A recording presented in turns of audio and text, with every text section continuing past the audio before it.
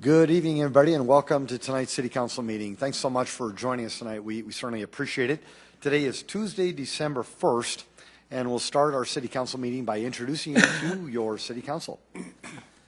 Council members Anderson, Erickson, Here. Erpenbach, Here. Jamison, Here. Karski, Here. Kiley, Here. Rolfing, Here. Staggers. Present. Thank you, Council. Appreciate it.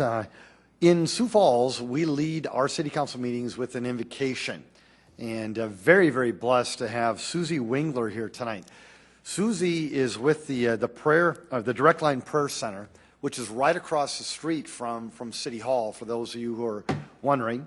Not only they pray for this mayor and this council, but they pray for the city and so many others. And so, Susie, thank you for being here tonight.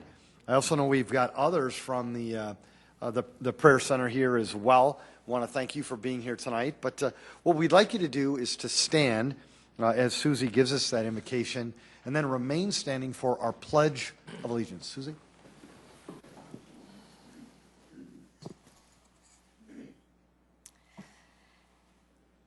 Heavenly Father, we are so grateful that you have placed us in a free and democratic country, and that you have placed us in this city and community for such a time as this.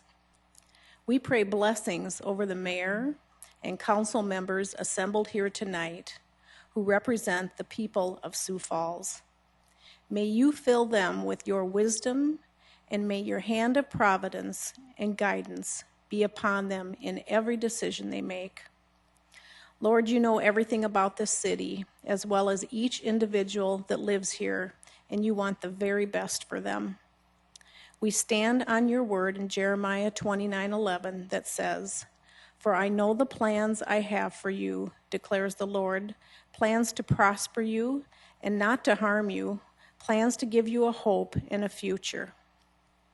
Lord, we submit and pray for the release of your plan for this city and its citizens, that your agenda and yours alone would prevail in the hearts and minds of the people, that your voice would be heard and your presence, Holy Spirit, be felt now and always in this chamber, and that all the business conducted here and throughout the halls of government would be honoring to you, standards would be held high, and truth would prevail. Father, we are grateful for the accomplishments of this past year, because we know we can accomplish nothing without you. And may 2016 be built upon your foundation, precept upon precept. Lord, we thank you that you are the resolution to all the issues we face, not only as a city, but personally. That we can trust in you, and that you are a just God, and you are forever faithful. We pray that your hand and favor will continue to bless this city now and forevermore. And may your kingdom come and your will be done in Sioux Falls. In Jesus' holy name, amen. Pledge allegiance to the flag of the United States of America and to the republic for which it stands, one nation, under God, indivisible, with liberty and justice for all.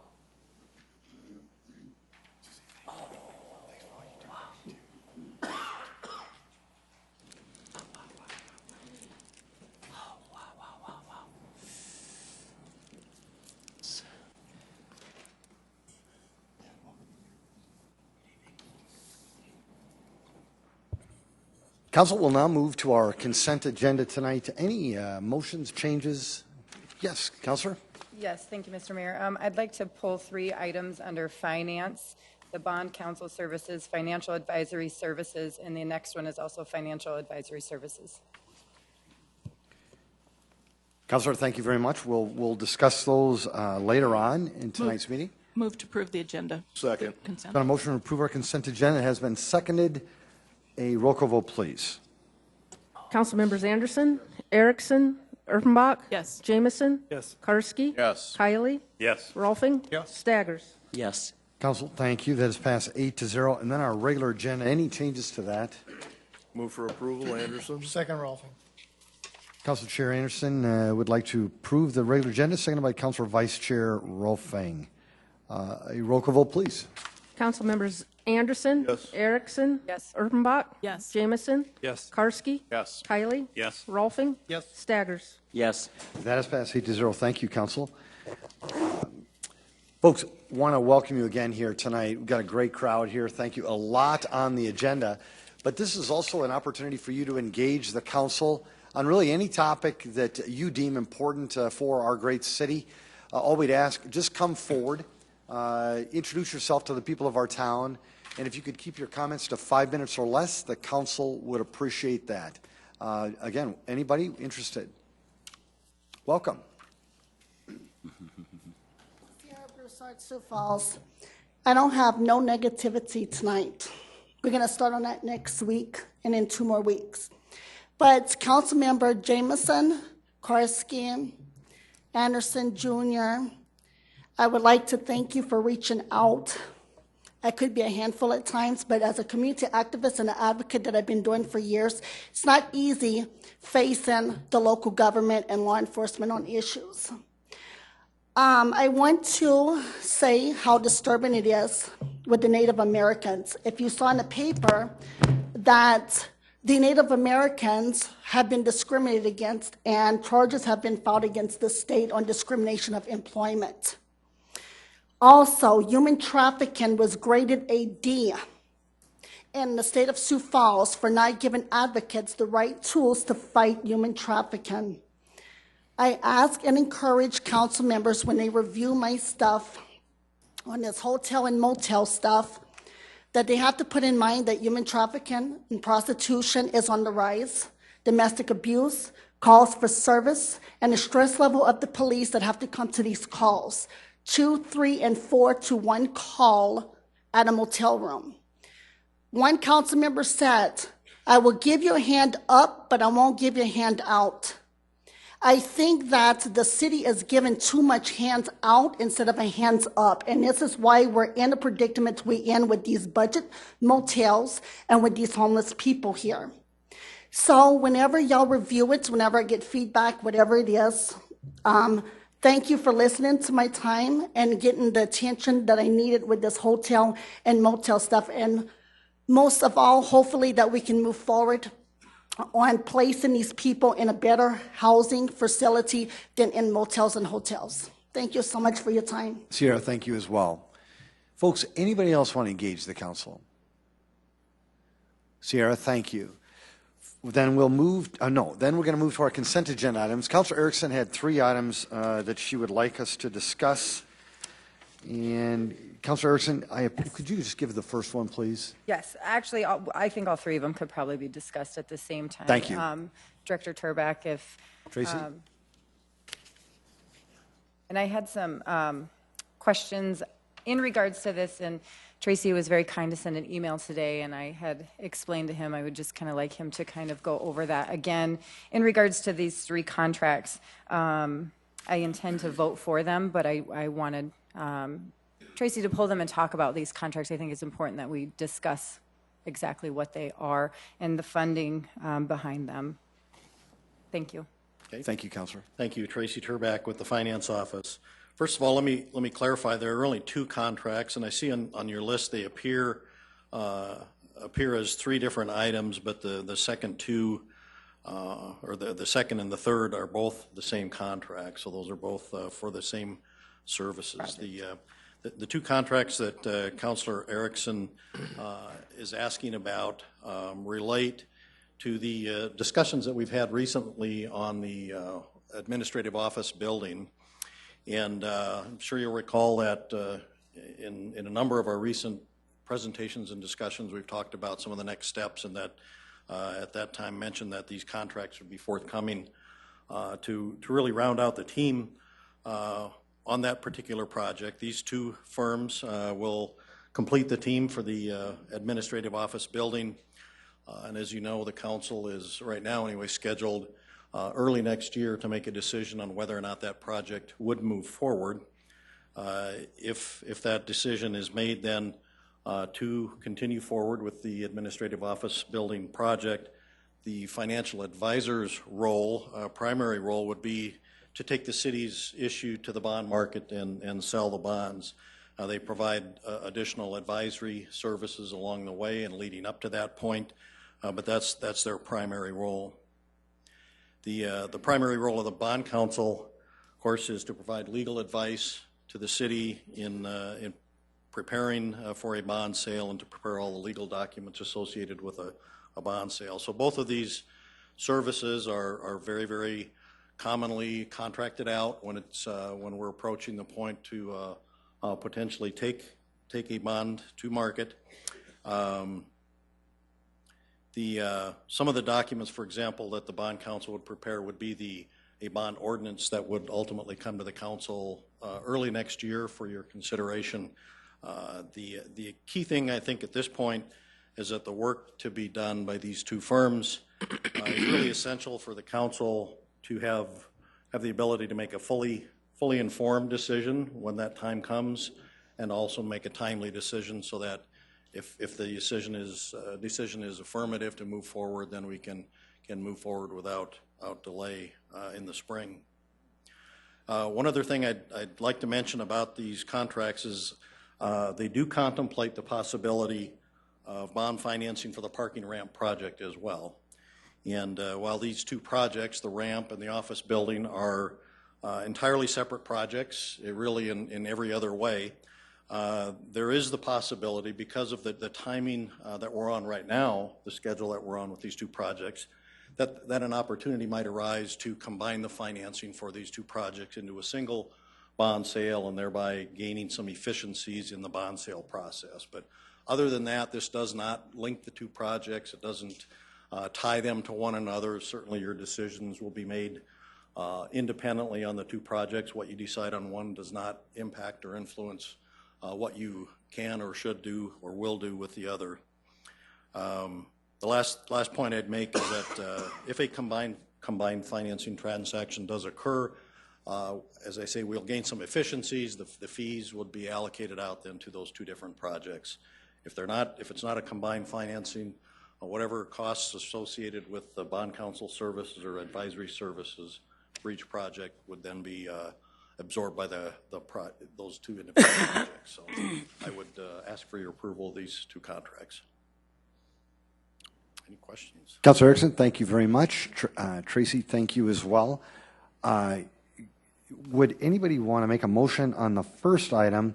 And it was bond counsel services in the amount of $52,500 with Perkins Coy LLP. Move to approve. Erpenbach. Second, Rolfing. Councilor Erpenbach's made a motion to approve that item, seconded by Councilor Rolfing. A roll call vote, please. Council members Anderson. Yes. Erickson. Yes. Erpenbach. Yes. Jamison. Yes. Karski. Yes. Kiley. Yes. Rolfing. Yes. Staggers. No. That is passed 7-1. The second item was financial advisory services in the vendor's public financial management in the amount of $25,000. Would anybody want to make a motion on that? Move to approve. I'll second that too. Been a motion to approve that item, and it has been seconded. A roll call. Oh, Councilor Erpenbach. I just wonder, Mr. Mayor, our notes have that as a separate item. I wonder if our motion, the motion that we just made covers both of those items that are in our notes. That's my question. Tracy, Councilor Erpenbach, a question whether the second item. Do you Because I mean, apologize, I haven't looked at the specific, Okay. At the consent agenda itself. All I'm looking at is our notes. Okay, Because that's very why good. Councilor Erickson Yes. originally took out 3 items. There's really only 2 items. Yes. I want to make sure this motion covers both of those Yeah. items in our notes. That would certainly be, I think, appropriate to have one motion to cover both of those, because there really is one contract. I think it was just a formatting thing when this was printed that they show up as 2 line items. The fee is for the financial advisory services is a flat fee of $25,000 plus 45 cents per $1,000 of bonds issued. So that is kind of the explanation of what you see on your notes. So if I might, Mr. Mayor, that is my motion, is that it Thank you. covers both of those items. Thank you. The full contract. Thank you. And Councilor Rolfing, are you okay with that as well? Oh, Yes. Very good. Thank you, Councilors. Appreciate that. A roll call vote, please. Council members Anderson. Yes. Erickson. Yes. Erpenbach. Yes. Jamison. Yes. Karski. Yes. Kylie. Yes. Rolfing. Yes. Staggers. No. That is passed 7-1. Thank you. Council, we're now going to move to item number 24. Transfer of 2016 retail liquor license, including Sunday sales and video lottery terminals, from Pancakes and More Incorporated, Original Pancake House, 2715 West 41st Street, to MF Spot Inc. on Lot 2, Block 2, Brookings Crossing, addition to the City of Sioux Falls. General location East 54th Street and Hosta Avenue. Full service restaurant, CUP not required. Pending permit issuance and final inspections per fire, health, and building services. Item 25, transfer of 2015-16 retail malt beverage license from Marquette Council, Knights of Columbus, 315 North Summit Avenue, to Cobra Ventures LLC, Knights of Columbus, 315 North Summit Avenue. Item 26, new 2015-16 retail malt beverage license for the Bakery LLC, The Bakery, 910 North Main Avenue, CUP not required. Item 27, new 2016 retail wine license for The Bakery LLC, The Bakery, 910 North Main Avenue, CUP not required.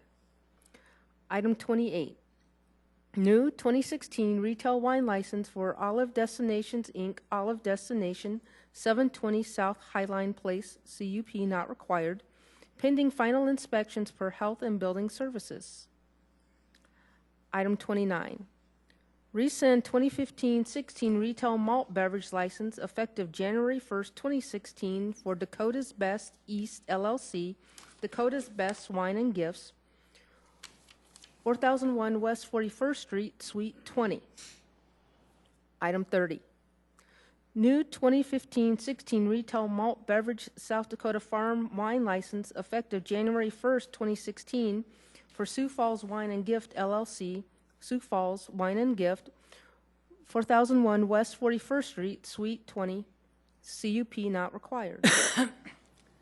Item 31, rescind 2015-16 retail malt beverage license effective January 1st, 2016 for Catering America, Inc., Chef Dominique's Catering and Banquet Carpenter Building, Ballroom, 221 South Phillips Avenue, Suite 100. Item 32, special one-day malt beverage and special one-day wine licenses for Catering America, Inc., to be operated at 3901 North Lewis Avenue for an open house on December 10th, 2015. Item 33, special one-day package off-sale wine license for Rotary West, 4712 East Alpine Circle, for a fundraiser on December 18th, 2015. Item 34, special one-day malt beverage and special one-day wine licenses for Catering America, Inc., to be operated at the Carpenter Ballroom, 221 South Phillips Avenue, for a wedding on January 2nd, 2016. Jamie, hi. Good evening, Jamie Palmer with licensing. Item 24 is a transfer of a retail liquor license to a different location and as well as to a different owner. Item 25 is merely a transfer of ownership. The location will remain the same. Item 26 and 27 are licenses for the bakery, and the applicant is here if you have any questions related to the business on that. Item 28 is a new location for Olive Destination in Dolly Farms, and the applicant is present as well. 29 and 30 are tied in that the current malt beverage license and wine licenses that she has, she would like to switch over to be a retail malt and South Dakota Farm wine license. So she's going to let the wine license lapse that she currently has, and then we need to rescind this malt beverage license in order to issue the new malt and wine license. Item 31 is a rescind for the Carpenter Ballroom. Their lease expires on January 31st, and so rather than renew their licenses for 2016, they will just finish out their year using special one-day applications from their Chef Dominique's location. And item 32 through 34 are all special one-day licenses. Jamie, thank you. Council, any questions or motions? Move to approve, Erickson. Second, Erpenbach. Councilor Erickson's made a motion to approve these items, seconded by Councilor Erpenbach.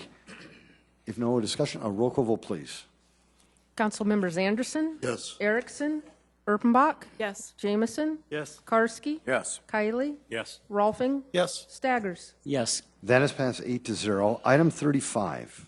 Reconsideration from the November 2nd, 2015 City Council meeting, second reading. An ordinance of the City of Sioux Falls, South Dakota, rezoning property at the southeast corner of East 41st Street and South Veterans Parkway from the RA2 apartment residential moderate density and C3 commercial community districts to the RA3 apartment residential high density district, petition number 3456, 2015, and amending the official zoning map of the City of Sioux Falls. Planning Commission recommends approval. Good evening, Jason. Jason Bieber, representing Planning and Building Services. The applicant here is Chuck Moss.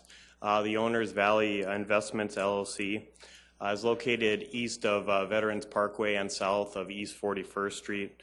It's roughly 8.5 acres, and the purpose of this is to construct a multifamily residential development. Shannon Austin with Traffic Engineering and myself met with 3 neighbors yesterday that are currently living south of this development to go through some of their concerns, existing traffic concerns within the development, and also some planned connections once this entire development is built out. We do believe that we did alleviate most of their concerns, but they may still be here tonight to ask some questions. So. Thanks so much, Jason. Folks, did anybody want to speak to this item in the audience? Very good. Council? Move to approve, Karski. Second, Rolfing. Been a motion, Councilor Karski's made a motion to approve this item. Council Vice Chair Rolfing seconded.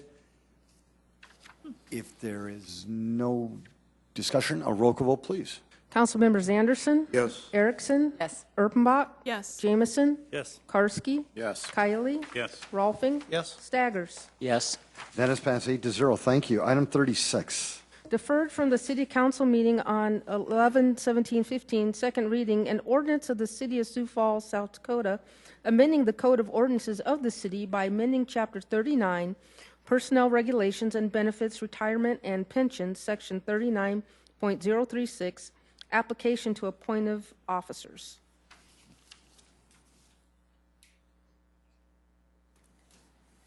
Thank you, Thanks. Councilor. Yes, thank you very You're much. welcome. Mr. David will put up a short explanation here of exactly what the ordinance change would do on a technical basis. We've talked about this and talked about it and talked about it. And all I wanted to accomplish with this is to put everybody on an equal footing, allow people that are willing to take some risk, if you will, moving forward and moving forward in their career to be able to do it, and to put everybody on as I said, on equal standings. I am prepared to answer any questions you might have, and I'll be happy to do that as we go along. But as you can see, the amendment to this would be, the only thing is in blue. Anyone holding an appointed office on or before December 31st, 2015, who at the time of his appointment was part of civil service, will have what we call a bump back provision, allowing them to go back to their old job if they are removed for any reason from the job that they were appointed to. We have searched over the entire state of South Dakota. We find no in government that allows this any place, and it just doesn't make any sense to allow some people to have an advantage, if you will, those coming in from outside not having that, and those on the inside, if you will, being able to have that advantage. The harm that can come from bringing somebody or putting somebody back into their old position are many times insurmountable. And we've had some of the instances like that in Sioux Falls. So to take care of some of those problems and to put people on a even playing field, I would urge you to support this motion, and I would move its approval. Councilor Rolfing, before I go to that motion, I do have to ask, is there anybody in the audience who wanted to speak to this item? Welcome, sir. Thank you. My name is Greg Boris, and I have no skin in this game. But in a previous life, I was a school principal here in Sioux Falls. And I also negotiated the master contract for school administrators in Sioux Falls with the school board. And we had a bump back provision in there. So, and it was litigated in circuit court and the state Supreme Court. So I would disagree with Councilor Rolfing that it doesn't exist here in the state. It does. And it's not in the same form as this, but there are bump back provisions in this state. Thank you. Mr. Morris, thank you. I stand corrected. Is there anybody else who wanted to speak to this item in the audience? Very good. Counselor, I will now let you make that motion. I would move approval of the motion as printed. Second, Erpenbach. Counselor Rolfing's made a motion to approve the item as printed, seconded by Counselor Erpenbach. Any discussion? Counselor Jameson. Yes, I've got an amendment to propose. I might need a little help with it, but there were some additional words added. But essentially, I want to add that an appointed officer within fire or police or any other appointed officer. I want to add that, but there's another paragraph here that the city attorney and the HR director were wishing to add, so I'll add the text. I think it's okay. This provision does not apply to any appointed officer who has been removed from appointed office for any reason that would warrant a demotion, suspension, or discharge of any employee who is subject to this chapter. That's my amendment. Second, Erickson. Counselor Jameson, thank you. Counselor Jameson being a motion to amend the main motion, and it was seconded by Counselor Erickson. Counselor Jameson, did you have any discussion on this item? Sure, if I could. The intentions are to keep police and fire out of the political process of what the appointed position creates. In both of those divisions, police and fire, all along their careers, they are encouraged to rise through the ranks, to do all the extra training, to do everything they can to be promoted, and stay within. And it creates loyalty to our departments. And it's an environment that we've fostered for many years. And the last thing we would want to have happen is a new mayor come in and appoint a new chief out of a group of somebody who was just appointed maybe 2 years ago, and all of a sudden have them removed. I don't know if I've said that quite correctly. Let me start over. If, for instance, today, if somebody were to decide to retire and leave, and the current mayor needed to appoint this new chief from either one of these divisions, but that person had maybe several years to go until they could retire. All of a sudden now, that person has to consider the ramifications of taking this position, perhaps only to be replaced by a new incoming mayor. And all of a sudden, they've got to think about a few more things than just whether this is the right step for them. They've got a retirement, a pension. They've got all kinds of considerations of ending their career somewhere else. I want to safeguard those individuals and those offices. I just can't see them getting threatened by the political nature of the appointed position. So I think they just need some extra protection. Counselor, thank you. Counselor Erpenbach. Two things. Counselor Erpenbach, I'm sorry. No, go ahead. Counselor Karski. Counselor Erpenbach. Thank you. Thank you. And then I'll go Counselor Karski. Two things. One, I believe the two pieces of the Jameson amendment really are two separate amendments. I would hope that we would either friendly amendments out, or if I could do that, I'm seeing head nods. If I could, I would make a friendly amendment to split those up so you have two amendments, so that we're only considering at this time the first part, which is the keeping the police and fire out of this. And then if I'm, okay, so that's my friendly amendment. I need a second on that. Yep. Can I get a second? I'll second that. Okay, so Thank now we've got a friendly amendments, and what we're doing is we're only going to discuss the first part, and that's appointed officer within fire, police, or any other appointed officer. Then Councilor Urbanbach. may I speak to that? Then? Please. Then my concern would be that that we're assuming that this is a political appointment, and I'm really concerned in a community like Sioux Falls that's some sort of danger for people. I don't believe that we need to have this exception. I fully support the amendment, the original amendment. I don't believe that we need to make these exceptions because I don't believe that political nature exists, and I don't want it to exist.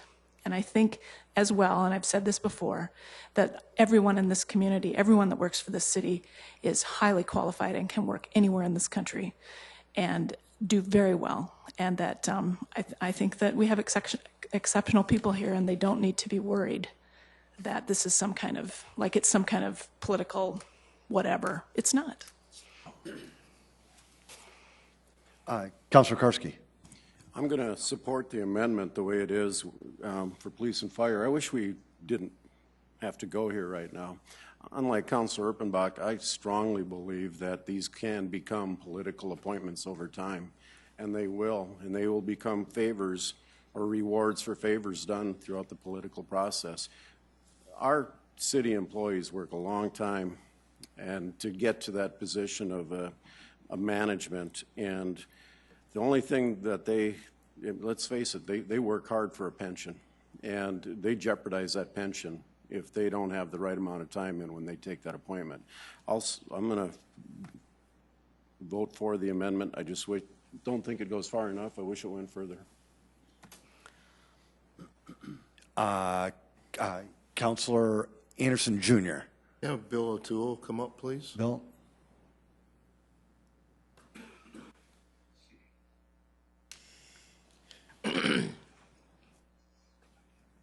Thank you, Bill. This was sort of deferred a little bit so that we could get an opinion from you on this bump back. Could you give us a little bit of history on this bump back and how this may affect people applying for those director positions? Well, thank you for bringing me into the fray and that discussion, Counselor. I appreciate that.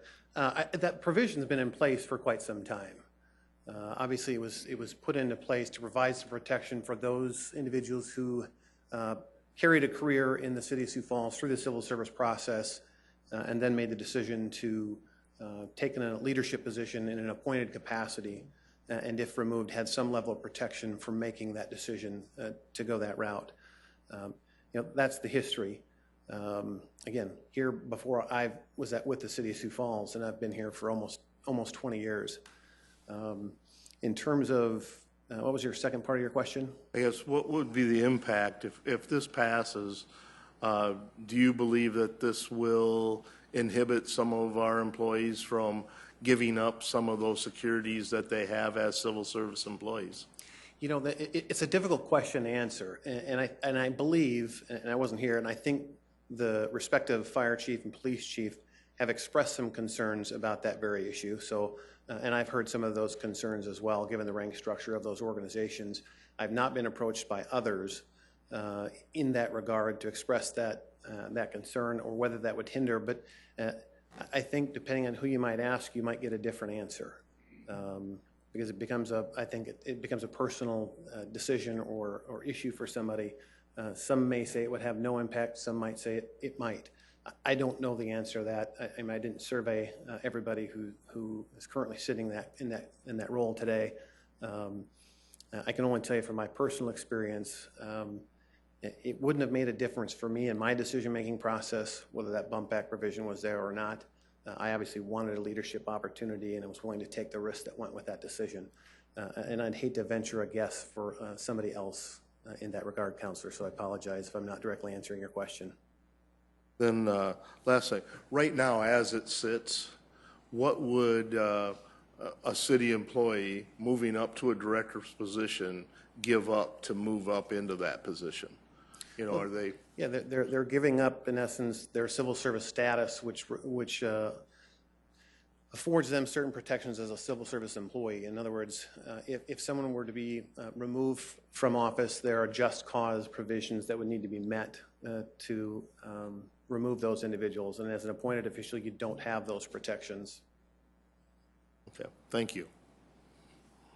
Good job. I'm going to go to Councilor Rolfing first, and then I'll come back to Councilor Rolfing. Thank you. I've heard a couple of three things here today, and I wanted to just talk about those. First one is obviously talking about exempting fire and police. My question to those people would be, number one, how do other cities then get people from within to even apply for those appointed positions? We're the only one in this area other than the city, and I thank you for pointing that out, Greg. Wasn't it great that the city did, or the school system did have that? I did not check with the school system, I apologize. But how do other cities like Rapid City, Rochester, Omaha, Minneapolis, you name it, move people up within their ranks if they don't have this? And my contention would be that they have people who are ready, willing, and able, knowing their strengths and their weaknesses, that they can do the job and that they will be okay in that situation. And I would point out also that many of our department heads that are not covered by this situation have assistants or deputies. The city attorney has deputy city attorneys. City clerk has an assistant. Fire director, our finance director has an assistant director of finance. Health department has assistants. Library has assistant directors. Park and Rec have assistant directors. Planning and building service has assistants. Those are just to name a few. As they have assistant directors. So in that situation, I would just say that, those people are in the same kind of situation. They're there. And those directors should be able to do that whole thing. The political appointment thing, I believe if one of these people have it, in other words, if our director of public works does not have it, or I'm sorry, let's go this way. If our police chief and our fire chief have it, why don't we give it to anybody who is appointed to civil or from anywhere? Give them this bump back position and say, hey, if you don't make it here, we'll find another job for you someplace. Because that's literally what we're doing with fire and police. And not that I don't respect fire and police. I hope that doesn't come across this way. I just think when someone takes on a management, this type of CEO type position, they take on the responsibility and the risks that go with it. Thank you. Councilor Jameson. Thank you. I think we're really discussing the amendment as I would understand it, right? That's right. Our first vote.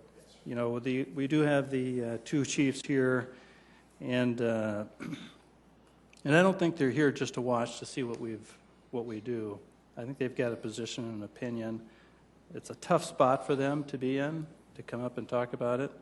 I've maybe put them in that spot, but I think it's justified for their safety, our own, the community's safety and protection.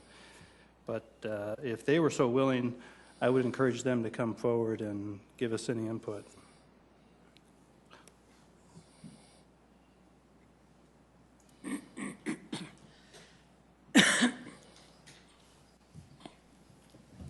Good evening, Matt Burns, Police Chief. I guess in regards to the specifics of this, we have not seen this as a particular problem in the police department that I'm aware of in the last 20 years. I know that there's a possibility that it could happen. In fact, when Chief Barthel was appointed to his position, the chief at that time was actually returned to the rank of captain. There was not a specific issue. He was actually put in charge of the construction, the design, if you will, of our current law enforcement center, and that worked out very well until he chose to retire. So I guess if I'm asked to provide a specific, that would be my experience in that regard. As far as, I do believe there could be a potential chill effect on a person eligible to take the appointment, if so offered by a mayor, just for the fact that it has been offered here. I don't see that as a huge barrier, but I see it as a possibility where a person who is eligible and receive that appointment would have to think about it. It might enter their calculus if they had children of school age and had raised their family here for the entirety of their career, might not want to put that at risk, and might not want to put the fact that they could retire at full retirement at risk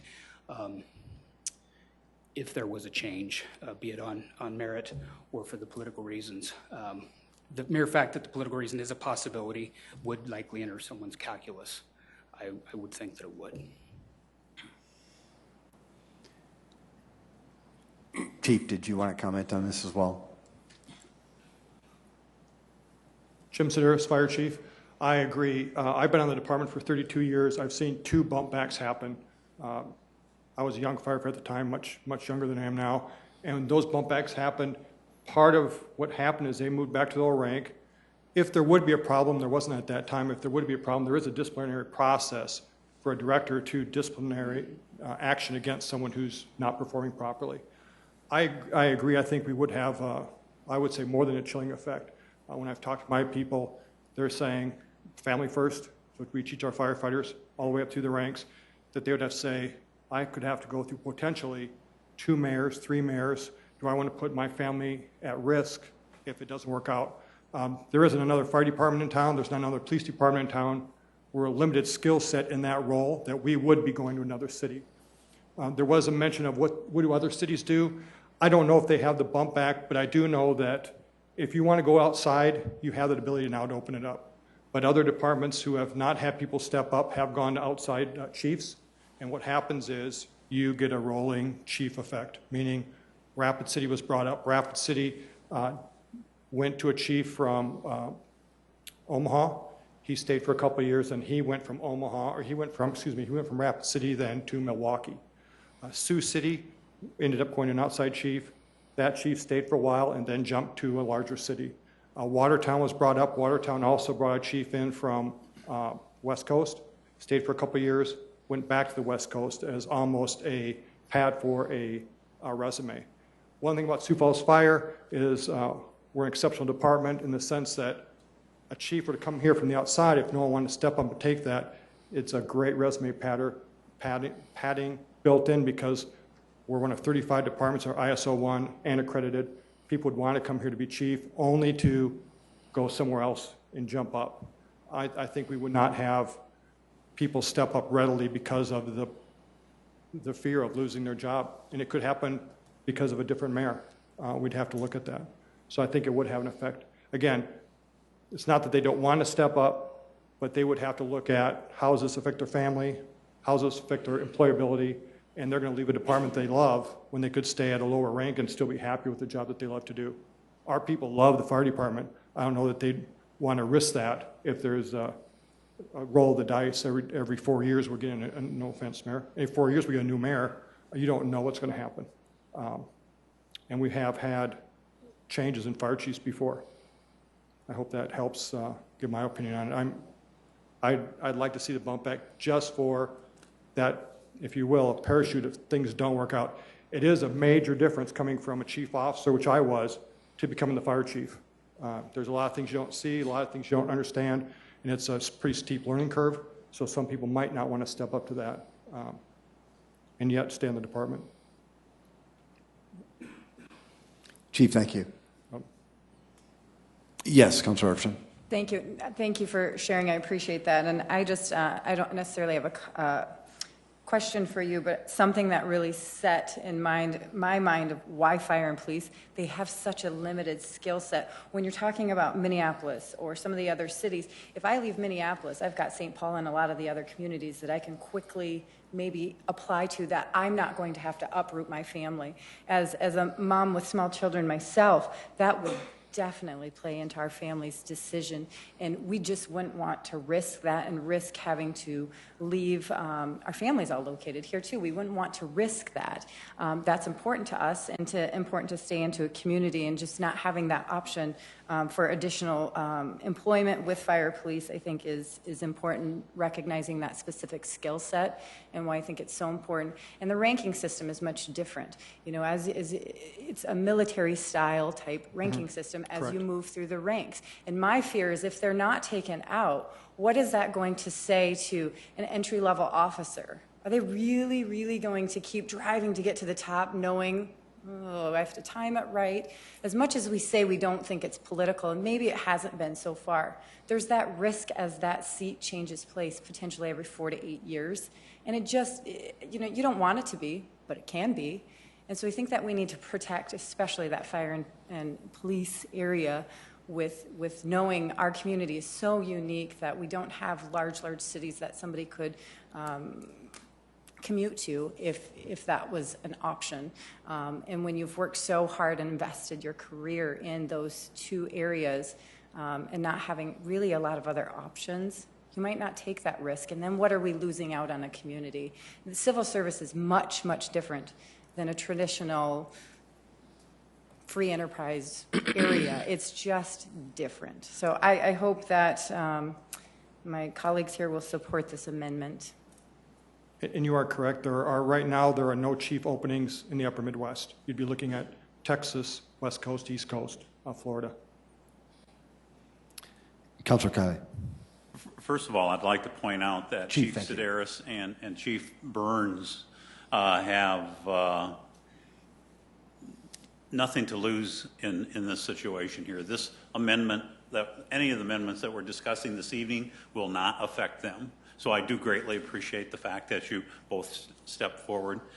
And as much as I dislike consistencies within a system, I'm inclined to support Councilor Jameson's amendment, and for this reason. And it is, as Chief Sedaris mentioned, there's not another fire department or police department in the city. In fact, there's probably few in the country that hold a candle to what we have here in Sioux Falls. As an individual, I would hate the thought of leaving the town that I grew up in. I dearly love it, as I'm sure you do as well, and many of your personnel do. And so for that reason, I will support the amendment. Thanks. Councilor Erickson, or no, I'm sorry, Councilor Erpenbach. Shouldn't have put the girls together, I guess. No, it's all right. Councilor Erpenbach? The E's. This goes back then for me. It goes back to and again, no offense. You know that I support police and fire to the nth degree, and you know, I have public service in my background and my family. But I don't understand then how they are different. Why then are we saying, you know what, all the rest of you guys, we're going to let you sink or swim. But these guys are super special, so we're going to make this, not going to make this change for them. I think it's all or none. I really think we need to grow up about this and do all or none. A roll call. Oh, sorry. Yes, I have. I'm going to go back to Councilor Rolfing, then I'll go back to Councilor Erickson. Councilor Rolfing? Couple other comments if I could, and I'm going to reiterate that I support the police and the fire. You guys know that. Done it throughout my career here on the council, and I want to continue that, and I will. But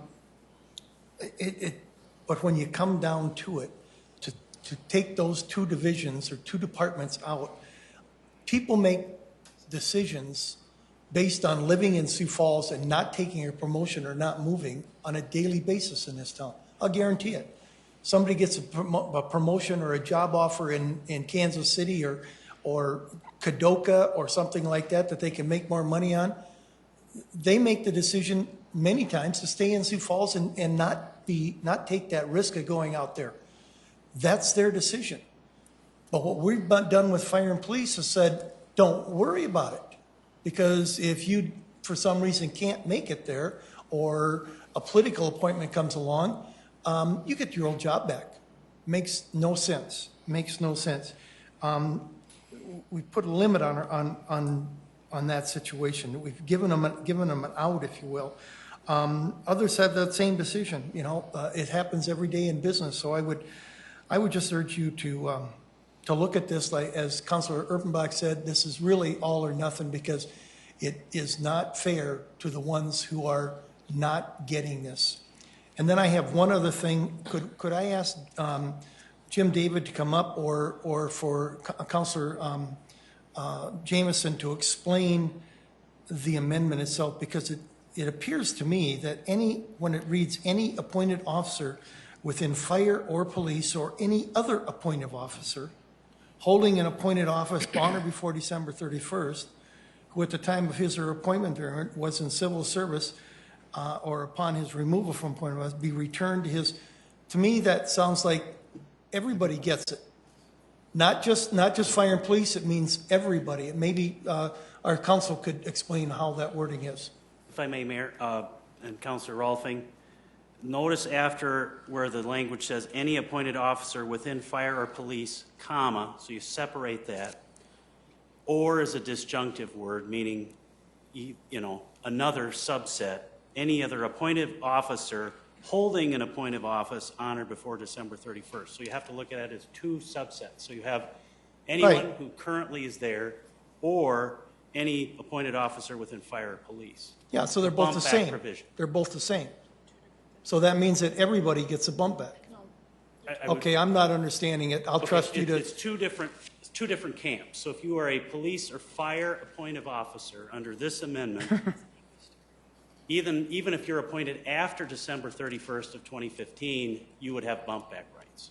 If you are any appointed officer holding an appointed office on or before December 31st of this year, then the bump back applies. I defer to my English teacher. She agrees with you.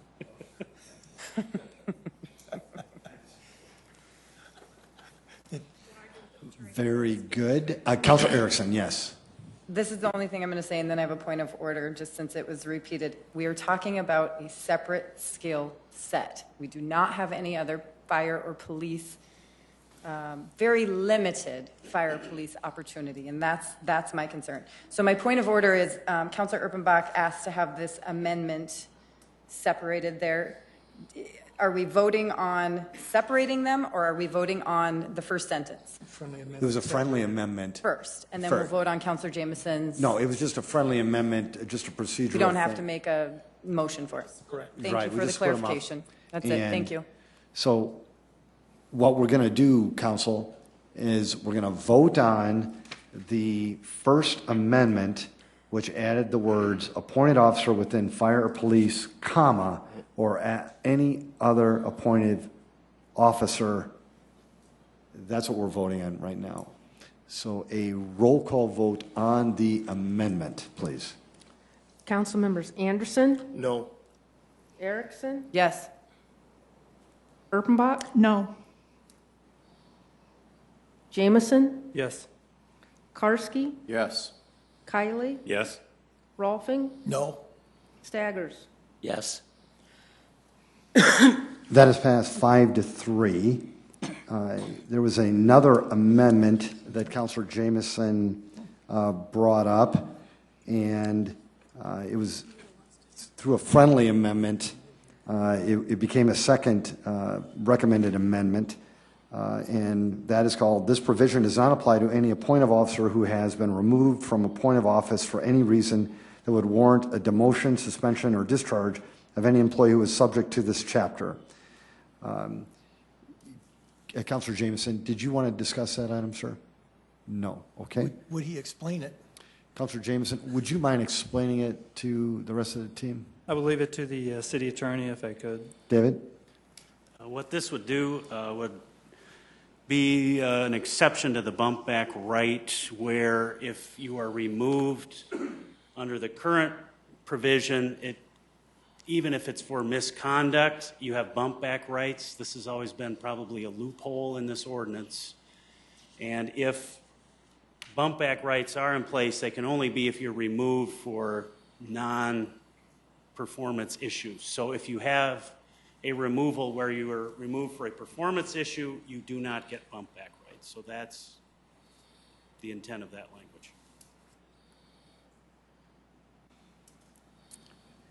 A comment? Yes, Councilor Karski. It'd be nice if we were voting on this as a standalone instead of the bump back, because this would remove the provision that allows the bump back instead of removing the bump back in its entirety. If this was the only thing we were voting on, it would make more sense to me as a counselor, because it protects those people, but it does not protect them if they're being terminated or demoted for cause.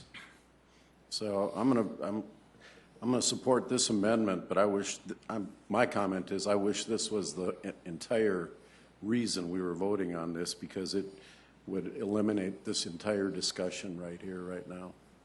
Thank you. Yes, Councilor Rolfing. To our Robert's Rule of Order person, I kind of like, without thinking it through completely, but I kind of like what you're saying there, Councilor Karski. Would there be a way that we could substitute for the, put a substitute motion in, striking the first part of that in yellow and adding the second part as this total amendment, and then that way it would be, or would there be a better way to do that?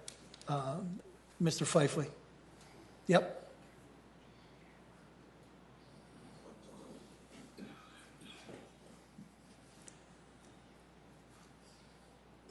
You could do a substitute motion, Counselor, where you're substituting that new language in place because you have not adopted anything as amended yet.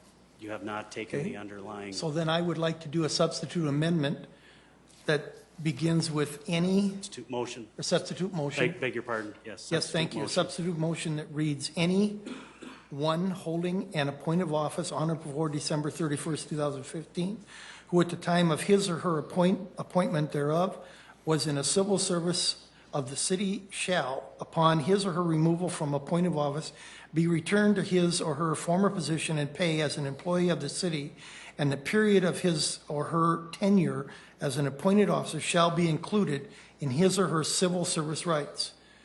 This provision does not apply to any appointed officer who has been removed from appointed office for any reason that would warrant a demotion, suspension, or discharge of any employee who is subject to this chapter. End.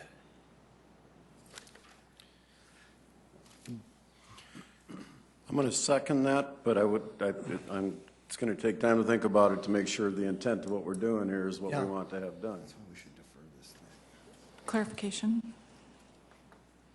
Maybe, are you just taking out? Councilor, if I could just have you just hold on just a little bit, please.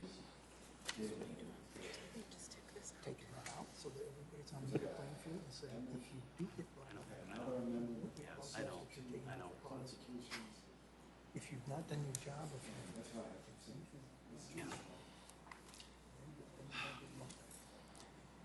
At this point, councilors, you've taken out, with a substitute motion, you've taken out an amendment for police and fire, so that exception is gone. Right. If that's your intent. So, in essence, it's creating only the grandfather exception being anyone who's currently in appointed office, but it would not go beyond that, if I'm getting, that's your intent. So the crux of the whole action would be that bump back rights would only be in place for those who are currently appointed officers, and that they would not have bump back rights if they are removed for job performance or other specific grounds. if I may, Mayor, then I should have removed the honor before December 31st, 2015, and then that would apply to everyone. Yeah. With no time limit.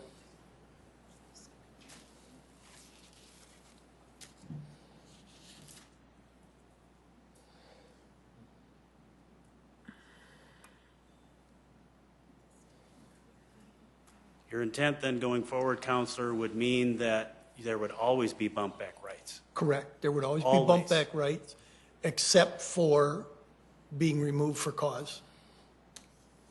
That's your new intent with your That's substitute. the new intent. Mr. Mayor, I have a... Can I respectfully request that you defer this item, Counselor? I think that would be good. Move to defer to 2 weeks from tonight. Second. And there's been a motion to defer and it has been seconded. However, if you can just give me a second here, please. December 15th. I didn't hear you. Pick a date. First would be the 16th. 15th? Yeah, 15, 14. Here's your risk, is if it's deferred again, though. Okay, so There has been a motion to defer this item, and it has been seconded. And in discussing this with our legal counsel, he said this then trumps all the other discussion, the other amendments, the substitute motions, that the motion to defer basically overcomes all the others. And so that is all we're voting on right now. So if you'd like to continue this discussion at a later date, then you would vote yes. And if you want to continue the discussion now, you'll vote no. So there has been a motion to defer. It has been seconded. Councilor Urbanbach. The clerk has asked me to say the day that it's being deferred to, and that would be December 15th. There's been a motion to defer this item to December 15th. Is the secondary person okay with Yes. that? And second, that has been seconded. A roll call vote, please. Council members Anderson, Yes. Erickson, Yes. Erpenbach, Yes. Jameson, Yes. Karski, Yes. Kylie, Yes. Rolfing, Yes. Staggers. Yes. That has passed 8-0. Thank you. Thank you, City Council. Item number 37. Second reading, an ordinance of the City of Sioux Falls, South Dakota, rezoning property located south of West 85th Street and west of Southwestern Avenue from the RS Single Family Residential Suburban District, including conditions as allowed in Section 160.650E, placing limitations on regulations within the DD2 form to the RS Single Family Residential Suburban District, including conditions as allowed in Section 160.650E, placing limitations on regulations within the DD2 form, petition number 3669-2015, and amending the official zoning map of the City of Sioux Falls. Planning Commission recommends approval. Jason. The applicant and owner here is Preston Metler. It is located south of West 85th and west of Southwestern Avenue, just north of the new Harrisburg Middle School. It's roughly 8.29 acres in size. The purpose of this is the applicant is looking at about 5 or 6 lots left in his Timber Oak windswept development. He's looking at reducing the side yard setback that was previously approved from 15, and he would like to go down to 10 feet. Is there anybody in the audience who wanted to speak to this item? Councilors? Move for approval, Anderson. Second, Erickson. Councilor Anderson Jr. has made a motion to approve this item. Councilor Erickson has seconded that. A roll call vote, please. Council members Anderson. Yes. Erickson. Yes. Erpenbach. Yes. Jameson. Yes. Karski. Yes. Kylie. Yes. Rolfing. Yes. Staggers. Yes. That has passed 8-0. Item 38. Second reading, an ordinance of the City of Sioux Falls, South Dakota, rezoning property at 700 North French Avenue from the RT1 Single Family Residential Traditional District to the RA1 Apartment Residential Low Density District, petition number 3675-2015, and amending the official zoning map of the City of Sioux Falls. Planning Commission recommends approval. The applicant and owner here is Wayne Wagner, representing Affordable Housing Solutions. This property is located about a half a block west of the North Cliff and 3rd Street intersection.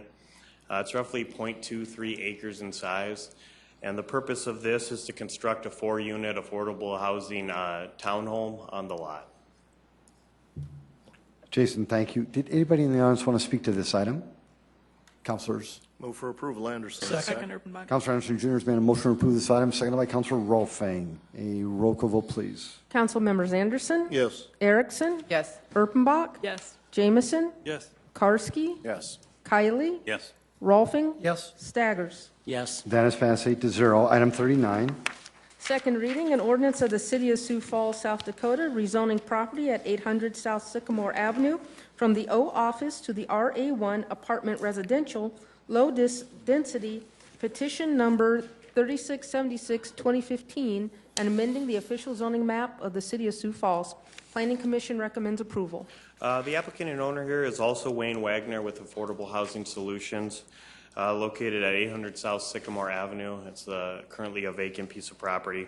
It's roughly 1.5 acres in size, And the purpose of this is to construct a multifamily residential development with 8 buildings surrounding a central courtyard area. Each building will be a maximum of 2 stories and 4 units. And then there will also be 2 parking lots constructed, one on the north side and then one on the south side of the proposed buildings. Thank you, Jason. Did anybody in the audience want to speak to this item? Councilors? Yes, Councilor Anderson Jr. Jason, just a quick question. There will be street access from both parking lots? Yep, the south parking lot will access Sycamore Avenue, and then the north one will access the east and west street there. Okay, thank you. Move for approval, Anderson. Hold on. Yes. Can you go back to the other drawing? Oh, okay, it'll go Sycamore, it'll go straight out to the west then. Yep, that existing access you can kind of see in the southwest corner, that'll stay. Oh, okay, got it. Okay, thank you. Councilor Anderson Jr., did you want to make a for motion? approval, Thank you, sir. Second roll. Thank you, Councilor Rolfing. A roll call vote, please. Council members Anderson. Yes. Erickson. Yes. Erpenbach. Yes. Jamison. Yes. Karski. Yes. Kylie. Yes. Rolfing. Yes. Staggers. Yes. That is passed 8-0. Item 40. Second reading, an ordinance of the City of Sioux Falls, South Dakota, rezoning property at the southwest corner of West 12th Street and South Discovery Avenue from the CN Conservation District to the RD1 Twin Home Duplex Residential Suburban and RA1 Apartment Residential Low Density, including conditions as allowed in Section 160.650E, placing limitations on regulations within the AD1 and MD1 form. Petition number 3238, 2015, and amending the official zoning map of the City of Sioux Falls. Planning Commission recommends approval with the following condition. Buildings shall be no more than 1 story in height. The applicant here is Nick Van Overschild. The owner is Steve Melgard. This one is located at the southwest corner of 12th and Discovery. It's roughly 3.06 acres in size. This application may look familiar. It came before you about 2 months ago with proposed as all RA1. The applicant then kind of worked with the neighborhood and is now proposing to do 1 row of twin homes accessing Browning Street. He is proposing to construct 4 twin homes that will have access to Browning Street. They will be owner occupied and they will have covenants and restrictions similar to the neighborhood. And then he is proposing 3 multifamily buildings, 1 6 units, 1 7 units, and 1 8 units. And those specific buildings will only have access to South Discovery Avenue. Is there anyone in the audience wants to speak to this item? Yes, welcome, sir. Good to have you. Welcome. And sir, if you'll come up as well, thank you. Welcome. Nick Van Overschild, 2604 West Bitterroot Street, Sioux Falls. One thing I just want to add to Jason's comments is the twin homes will have a HOA with them, a homeowners association, so that with the townhomes that are being multifamily rental, they'll be on the same snow removal schedule, lawn care schedule, fertilizing, all that to, that way the whole, even though they'll be owner occupied, again, that HOA to keep the whole 3.5 acre development,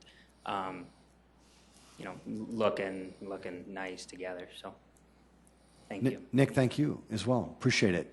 Sir, welcome. Thank you. My name is Luke Fortney. I'm at 500 Beretta Lane, which is just to the south of this property. And I first had a question, kind of concern actually.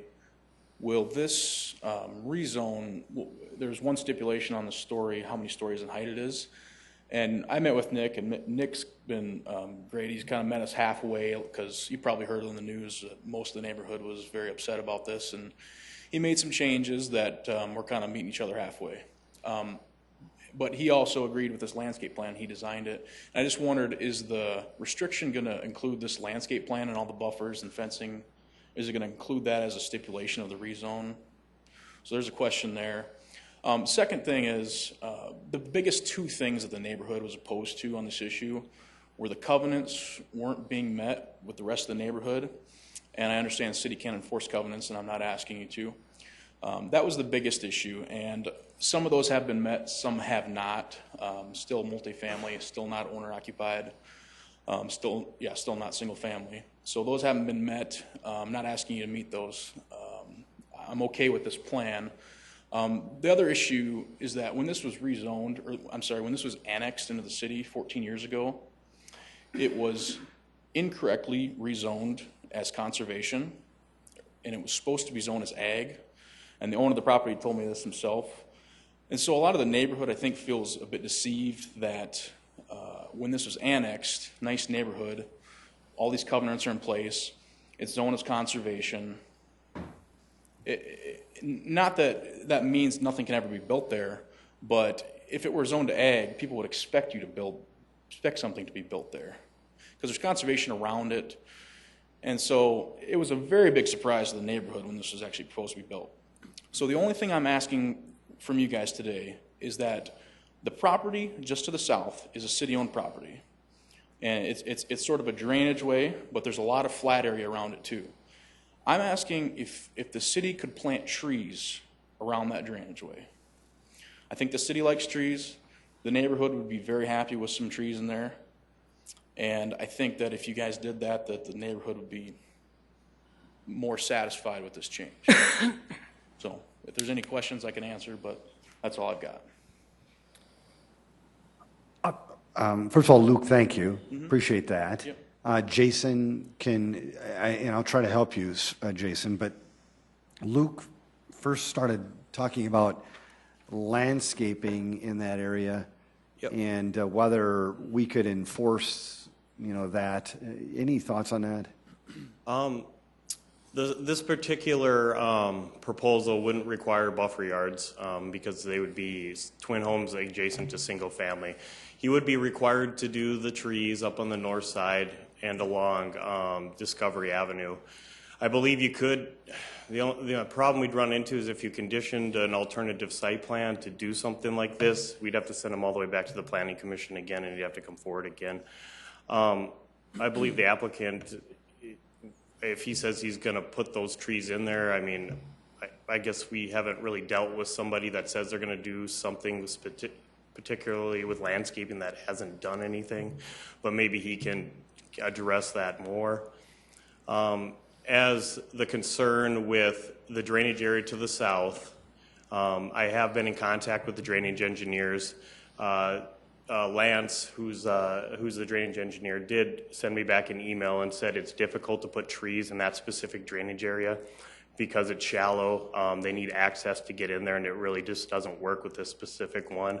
I can go back to him and ask if that's something that the council would like to see. I can definitely go back and say it's something that the council strongly wants you to do. We can look into that more. But the first answer was it just probably wouldn't work in that drainage area down there. And Jason, let's see, Luke, and then I believe you made a number of comments, but then at the end you said, my only really request is this, so I don't want to leave you hanging, sir. So you heard Jason, what do you? Let me clarify. Okay. I'm not asking you to refuse this proposal here. We met with Nick. The neighborhood was very opposed to his previous proposal, and he made some changes. Yes, sir. Kind of met us halfway. Yes, okay? you made that clear. Now, I'm a pretty reasonable guy. A lot of the people in the neighborhood are very reasonable. There's still some people opposed to it, but I haven't seen a huge pushback after this new design came. So I'm okay with it. I'm not real happy about it. I'm okay with it. And I want to be reasonable, and I want to respect the property owner and the developer both. And I'm not asking for trees inside the actual drainage pond. There's some flat area that's the same elevation as the road, which trees could be easily planted. You can look all over the city and find trees that are planted on, if there's 30 feet between the curb and the drainage way before it starts, there's plenty of room for a tree there. So that's my request.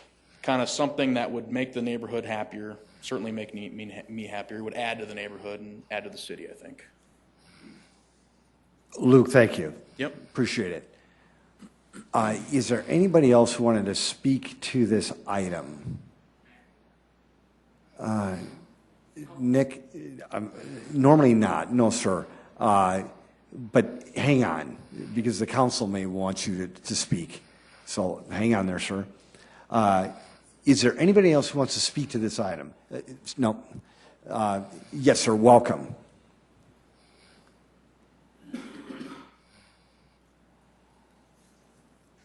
My name is Jeff Miller. I live at 625 South Beretta Lane. Hi, Jeff. The question I have is one of the provisions that was put into this was a single-story situation.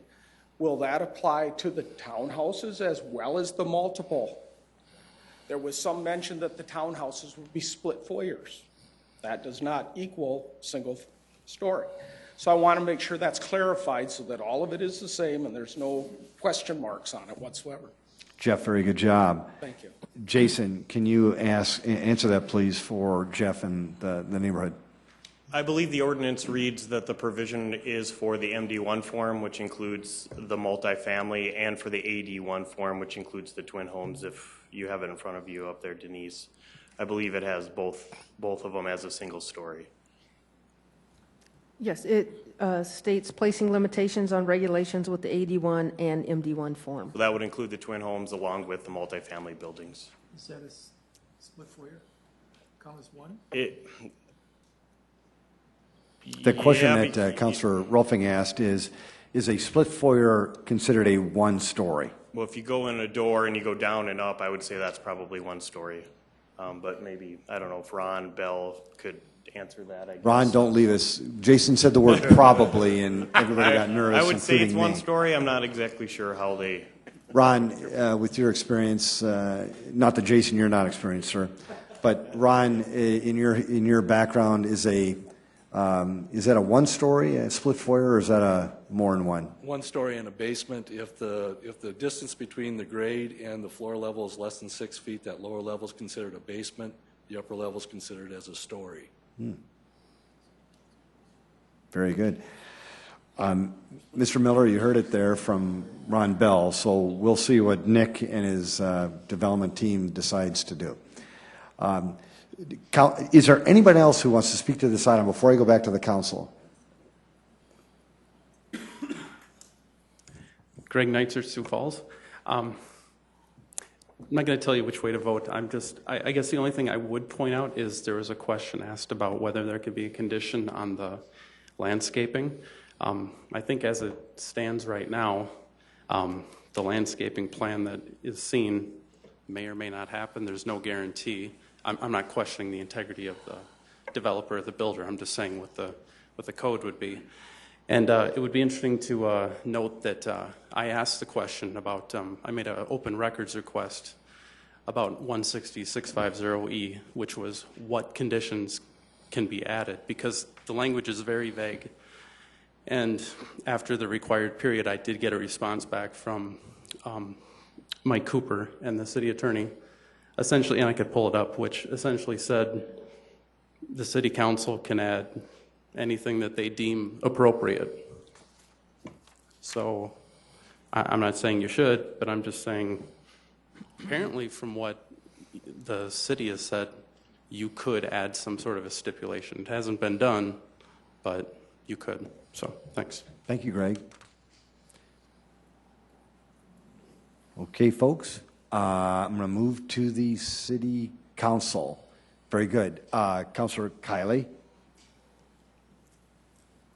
First of all, Luke brought up a point that I addressed probably a month, or it seems like it's been 2 months ago that this originally came up. Actually talked to Jason about it, and that was the conservation designation that the parcel had prior to this proposed change. And I expressed to Jason at that time that if I were a homeowner, I would look at things of that nature and I would see conservation and I would think, oh, well, good, that's going to be a park or it's going to be a school or one of the other allowable forms, and choose that as a favorable location for my home. A little different than if it were zoned ag land, because ag is a little bit of buyer beware. It could go either way, and I do believe that there has been an effort, and Jason, you can address this, and then I do have another point to make, but situations like this, the planning department has taken measures to help ensure that these are identified and corrected as you possibly can. Is that correct? so that this doesn't happen again? Yeah, we would, essentially, if we would have found this prior to a request by the applicant, this probably would have been on our list of city-initiated rezonings to rezone it to ag.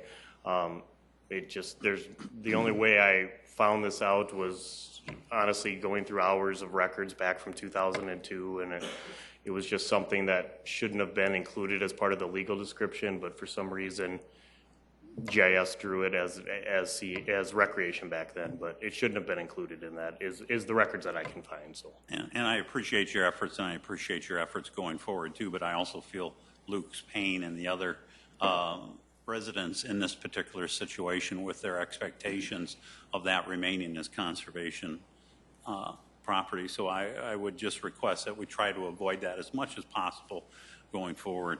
And then I would like the applicant to come up and address the tree issue, please.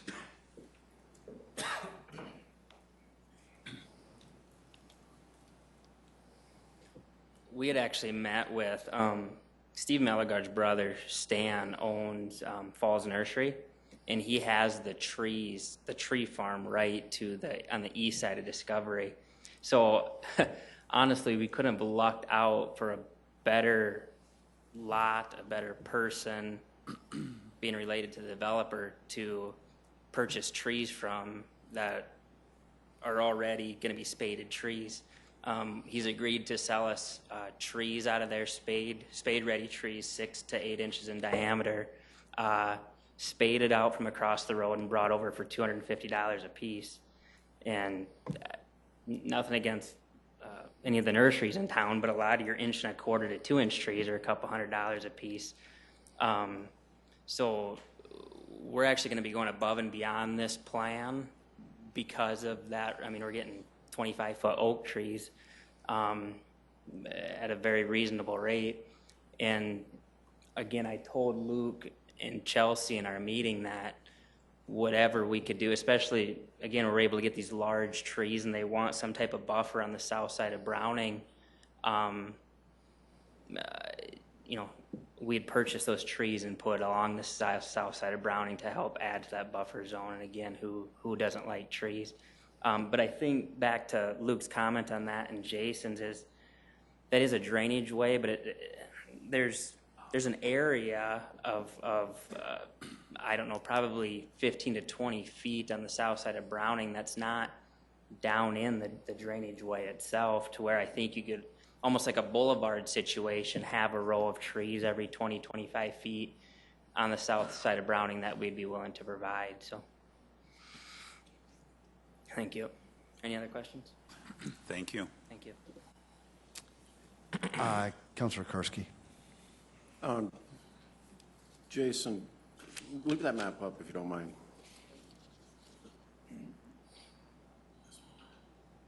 The overhead aerial.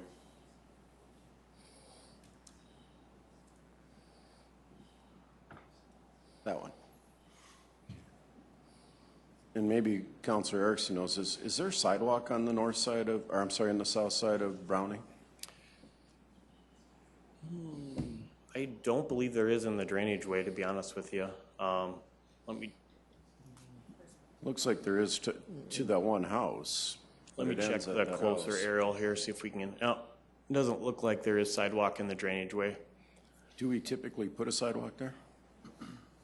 That I don't know, to be honest with you, if we would put a sidewalk there. I know that area that Nick was talking about, you can kind of see that flatter area. There's also some storm sewer easements and storm sewer running through there. Typically, they don't like trees or any of that stuff within those easements also. So it's a pretty difficult site to get any trees on there, according to the engineers. Okay. And the reason I ask, if we should have a sidewalk and there's a boulevard, going back to what the mayor said, you know, if we can get trees there, I think that, you know, would make sense, especially if we can have a boulevard there. And I understand the neighborhood's concern with the trees and just making it a nicer place. So if we can get trees there, I'd encourage it. I will definitely take that back to the engineers and see what we can do. Thank you. Council, I just talked to David about this drainage way. it's probably not relevant in terms of this topic. So if I could just encourage the council to not talk about the drainage way anymore, and let's focus on this second reading, I'd appreciate that. Councilor Anderson Jr., did you have a question, sir? Yes, I do. Please. Traffic study. Have we done any type of traffic study for that intersection there? As there's about 3 different developments that all funnel in there. And at the neighborhood meeting that they had here a few months ago that I attended, that was one of the things I heard from the neighborhood, was that they're really worried about that intersection of Discovery. I can't speak for sure if they've done one. I know that that's proposed to be a lighted intersection. I'm not sure if it's lighted now. I don't think it is. It is not. It is not. And then usually what happens, the traffic engineers, once Discovery handles a certain load of cars, that's when they will put the traffic signal in there. So I'm assuming it's not in there yet because it's not handling the level of cars to warrant it. I think it's also important to note, probably can't see it on this map, but there will be another access to 12th Street once this all gets developed. I know they had questions about the multifamily that's adjacent to T. Ellis. That eventually is, if you can see the house up in the northwest corner of this aerial, right across from the fire station, eventually our road will connect to 12th Street. That'll be right across the fire station once that whole property gets developed and annexed in, and that will take a lot of that traffic from that multifamily on the west side will go up to 12th Street that way instead of filtering through Browning Street and up to Discovery. Okay, that's the old veterinarian's property there. Yeah, I believe so. Okay. Offhand, I can't remember the name of the street, but. Thank you. Councilor Erickson, I apologize. Did you have a question? Please, yes. Just a question for the contractor, for the builder. The question was brought up, I like black and white answers, and I got kind of a maybe answer. In regards to split foyer, what do you intend to build on those houses there? Are you intending to build a split foyer with meeting the criteria of the 6 foot? Or are you planning on just having it be all one level? Or those are actually going to be a slab on grade style of plan. They're not going to be a split foyer. They're going to, each unit will be a 1350 square foot slab on grade plan, single story. Right. Thank you. That's all I wanted, just to hear it. Councilor Erickson, thank you. I think we all did. Good job. Councilor Jameson. Nick, if I could have you come up, and I just have to state that, one of the questions was asked about the landscaping plan, and you've said publicly that you would do it above and beyond what's actually being presented. Yeah. And I think that was a question that I think is well answered. But the other part of all this is this discussion started a long time ago about a proposal that you had that didn't fit well at all with the neighborhood, and they were very upset. And I was there at one of the meetings with Councilor Karski and Councilor Anderson, and I know Councilor Erickson has been out there. You stood in front of that group and you heard them after you proposed your proposal. Yeah. And I watched you, and I was like, man, that's going to be, that's a tough spot for you to be in, to have an angry neighborhood standing in front of you. But what's amazing is how you responded afterwards. And you listened to what they had said, you listened to what I had said, you listened to what planning recommended, and you made those changes. Now you've got a neighborhood who is not here in arms against you. You've met them, you've listened, and you've made changes, and I just think that's just great. You need to be acknowledged for that, because there are points in this process where you could have said, I'm going to call it. I'm going to call the ball and send it to the council, let them decide. But you didn't. Yeah. And I really, really appreciate that. So good job. Thank you. Council, would anybody want to make a motion on this item? So move. Second, Rolf. Thank you, councilors. Appreciate it. A roll call vote, please. Council members Anderson. Yes. Erickson. Erpenbach. Yes. Jameson. Yes. Karski. Yes. Kiley. Yes. Rolfing. Yes. Staggers. Yes. It is passed 8-0. Item 41. Second reading, an ordinance of the City of Sioux Falls, South Dakota, rezoning property at the southeast corner of West 85th Street and South Brett Avenue from the AG Agriculture District to the RA2 Apartment Residential Moderate Density District, petition number 3665, 2015, and amending the official zoning map of the City of Sioux Falls. Planning Commission recommends approval. The applicant here and the owner is Costello Companies. It is located at the southeast corner of 85th and South Brett, about halfway between Tallgrass and South Louise Avenue. It is roughly 5.05 acres in size, and the purpose of this rezoning is to construct a future multifamily residential development. I think it's important to note that the applicant at this time doesn't have any plans to construct it. They particularly are trying to get it zoned, and then they want to get it platted so they can plat off the South Brett Avenue right away. The applicant can explain this a little more, but they don't have plans right now. They don't know what exactly is going to go there. RA2 does give them that flexibility to do twin homes up to 3-story and 48-unit apartments. A level B buffer yard will be required along that south and east side. That's with the 15-foot setback and 2-foot berm or 4-foot fence and 30 units of landscaping per 100 lineal feet. And as we all know, West 85th Street is projected within the next 5 years to be eventually a 4-lane divided highway. Right now you can see it's gravel. And that is all kind of contingent if or when we get the interchange on I-29. And then this intersection will then be a future signalized intersection. Brett will be the major collector. Jason, thank you. Did anybody in the audience want to speak to this item? Welcome.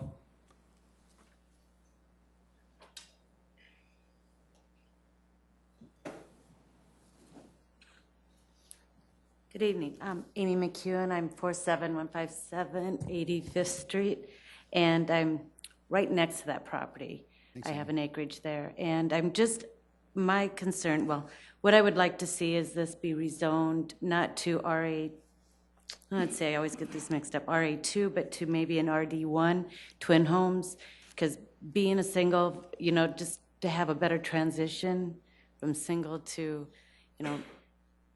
not a 3-story building next to me. So that would be my consideration.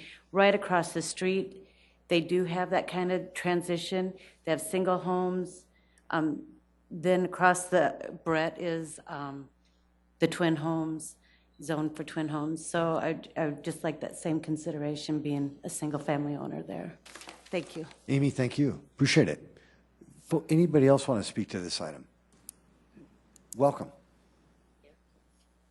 Hi, my name is Vicki Reef. I live at 47159 85th Street. So we are the neighbors that border Amy along 85th Street. And I would just like to say, I'm not sure, do you have the other picture? I would just like to say that this is a view of the property as we bought it years ago. At the time, of course, as you said, ag can be somewhat of a risky business, but we purchased a 3-acre plot there. At the time, cornfields behind us, bean fields across the street. 85th was a dark road. You couldn't even see where to turn onto it. We did not buy this property with our heads in the sand. We did meet with, we retired from the military after 20 years in the Army, came to South Dakota to Sioux Falls because it's a great community to raise our kids, to be part of a community, and we, good jobs, good schools. And so we wanted an acreage. My husband's from a farm. It took us a long time to find an acreage. And when we did find this property, we did meet with city planning and said, kind of what is the future development of this area? We don't want to invest our lifetime savings and if the future development is going to be commercial. And at that time, we were told that yeah, there will be development in this area, of course, but that there was nothing in the 15-year plan. So at that point, 15 years seems like forever. We bought the property, put a huge addition on. We put a mother-in-law cottage in the backyard. We put a big shed back there. We have invested our lifetime investment is this property. Now, building, this road now is going in front of us is going to be a 4-lane, with a meridian, busy highway. And we understand that, the growth. But if this zoning along this property is allowed to be passed and zoned as a RD2 2, I believe it is.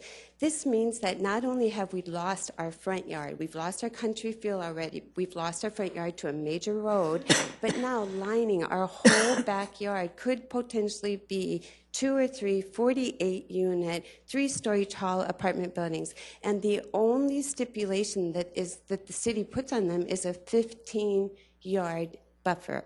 Now, if I may be so bold just to say, if any one of you had a proposal of a 3-story, 48-unit building lining your backyard, you've lost your front yard, now your whole backyard is going to be these apartments where people are going to be looking into your backyard.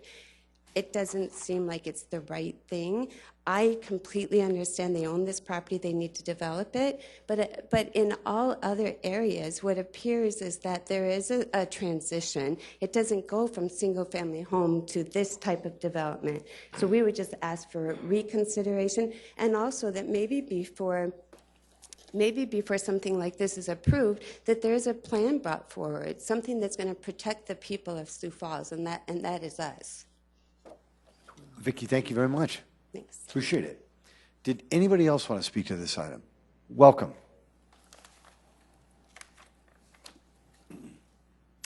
Good evening. I'm Bonnie Mogan. I represent the developer, or the owner of the property, 85th Street Properties. Our request is to rezone the egg parcel to RA2. Right now, or earlier this summer, Brett Avenue, which borders the west side of the property, was developed. It was recently just asphalted. Brett Avenue is a major collector street in the city of Sioux Falls. And we feel that RE2 zoning would be best suited for this property. We do not have any specific plans ready at this time, but we did prepare a plat for the property in order to dedicate our half of the completed street.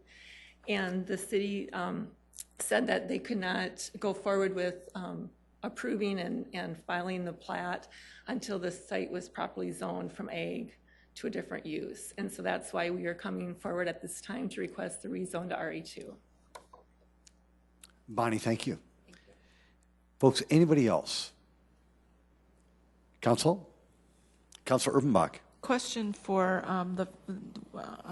Vicki. Would you show us, Jason, can you show us which property is your property? I thought I had it figured out. Oh. So the property that they're going to develop is the red line in the very center. And, okay, so Amy, our neighbor, has the property right directly next to where this apartment's going to be. That is her backyard, and we are the property right next to Amy. I get it. Okay? I didn't see that that the lots ran the long way in the way that we're looking at it. Good. Thank you so much. Councilors, would anybody want to make a motion? I have a question. Yes, Councilor Erickson. Question for Jason. My question is in regards to the transition. I mean, we are single family next to pretty high density, and that's what we just changed. The last one went through the rigor to delay and change because it was zero transition next to those single family homes. Yeah, and this, as Vicki alluded to, the property to the north, I think you saw as a rezone probably like 3 or 4 months ago. They did RA1 on the left side, and then they did single family on the right side of what's going to be Beale Avenue to provide that transition. The problem we run into with this specific lot is it's just not very wide. If you try and do a transition on, say, the east side of it, the lot's really not usable for anything for multifamily anymore. It's just a very skinny lot. Normally, if the house is on the east, those were vacant ag land, you probably would start your transition there into the existing single family to the east. But those are existing houses outside of city limits that the owner of this property can't control, or we can't control, I guess. So their properties are not annexed in city limits? They're outside of the city, yep. And as they alluded to, they've been there for quite a while. And Vicki did mention the 2015 comprehensive plan. As we all know, we just did the Shape Sioux Falls comprehensive plan back in 2010. That would be the 2035. And obviously a lot in this area has changed, and that was really contingent on the talk of the specific interchange on I-29. I mean, we have that interchange identified as a regional employment center, which has the potential to be somewhat as big as like the mall area at some point. And that's where this whole area really started changing. Councilor Karski. Question. If we were to, and I just asked the city attorney this, change it so that it was RA2, but no more than 2 floors in height, would that be allowable? I would believe we would, and maybe Dave can mention, we would have to go back to Planning Commission. And I believe they're trying to get this platted before the end of the year.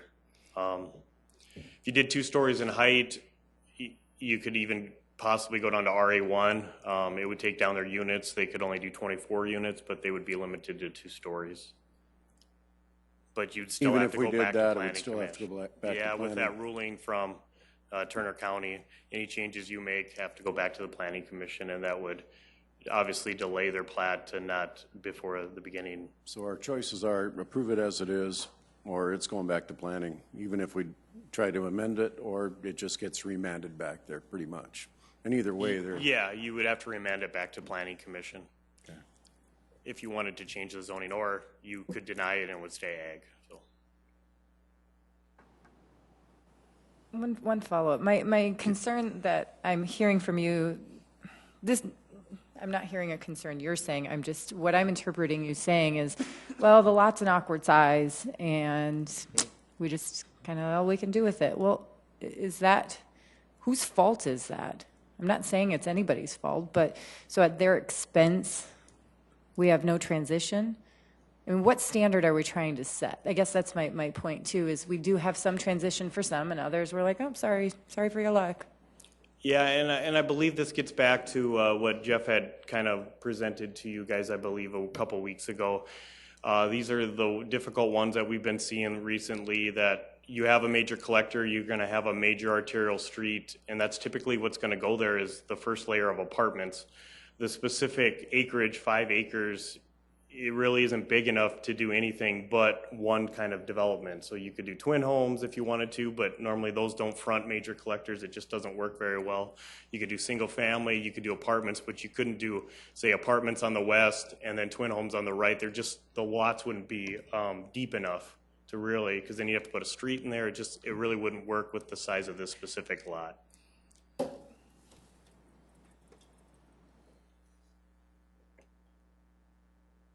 Well, councilors, would anybody want to make a motion so that we can either vote yes or no? And move to approve, Erickson. Thank you, Councilor. Second, Karski. Thank you, councilors. Appreciate that. There's been a motion to approve this item. It has been seconded. Yes, Councilor Bach. Just one more question of clarification, Jason. You said they don't have a plan for this specifically, but we have to get that street done. I'm not sure I'm grasping that idea. Why do we have to plat this right now, and why do we have to build that street right now? They don't have to build the street this second, I believe. What the deal is, if they plat it now as ag, we don't receive platting fees, really, is what it comes down to. So they are rezoning to RA2, then they will plat it. We will collect the fees on what they think the use is going to be. I mean, I believe Costello Companies knows it's going to be a multifamily use of some kind. I don't think they know if it's going to be 3-story buildings, 2-story buildings, or if it's going to be kind of a townhomes type thing that like Clint Ackerman's doing, but it's going to be multifamily of some sort.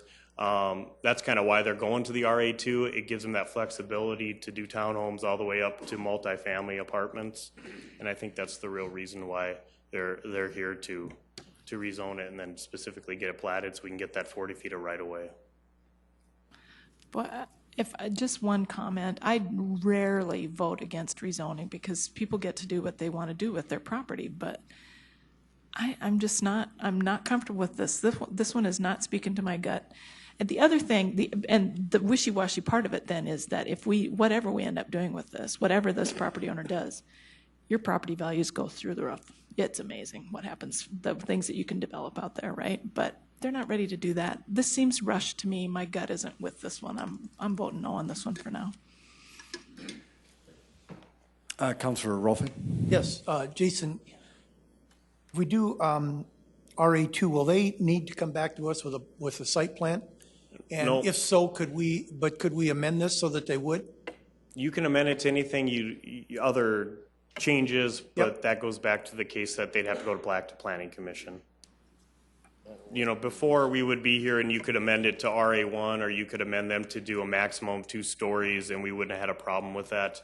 But with that Turner County ruling, it has to go back to Planning Commission, so that puts them back till January. I'm not saying that's not an option, but that's the difference now that it was 6 months ago. And if we deny now, they can't come back for 6 months?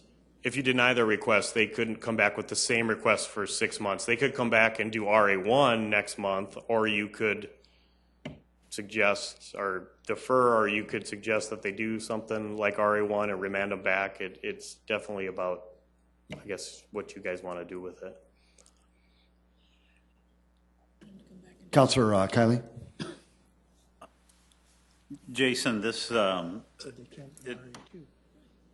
we have had other developers that have come in at this point and say that they're asking for the rezone, and they have been able to give us some indication of how they actually intend to use it, even though we're not voting on the platting or that form.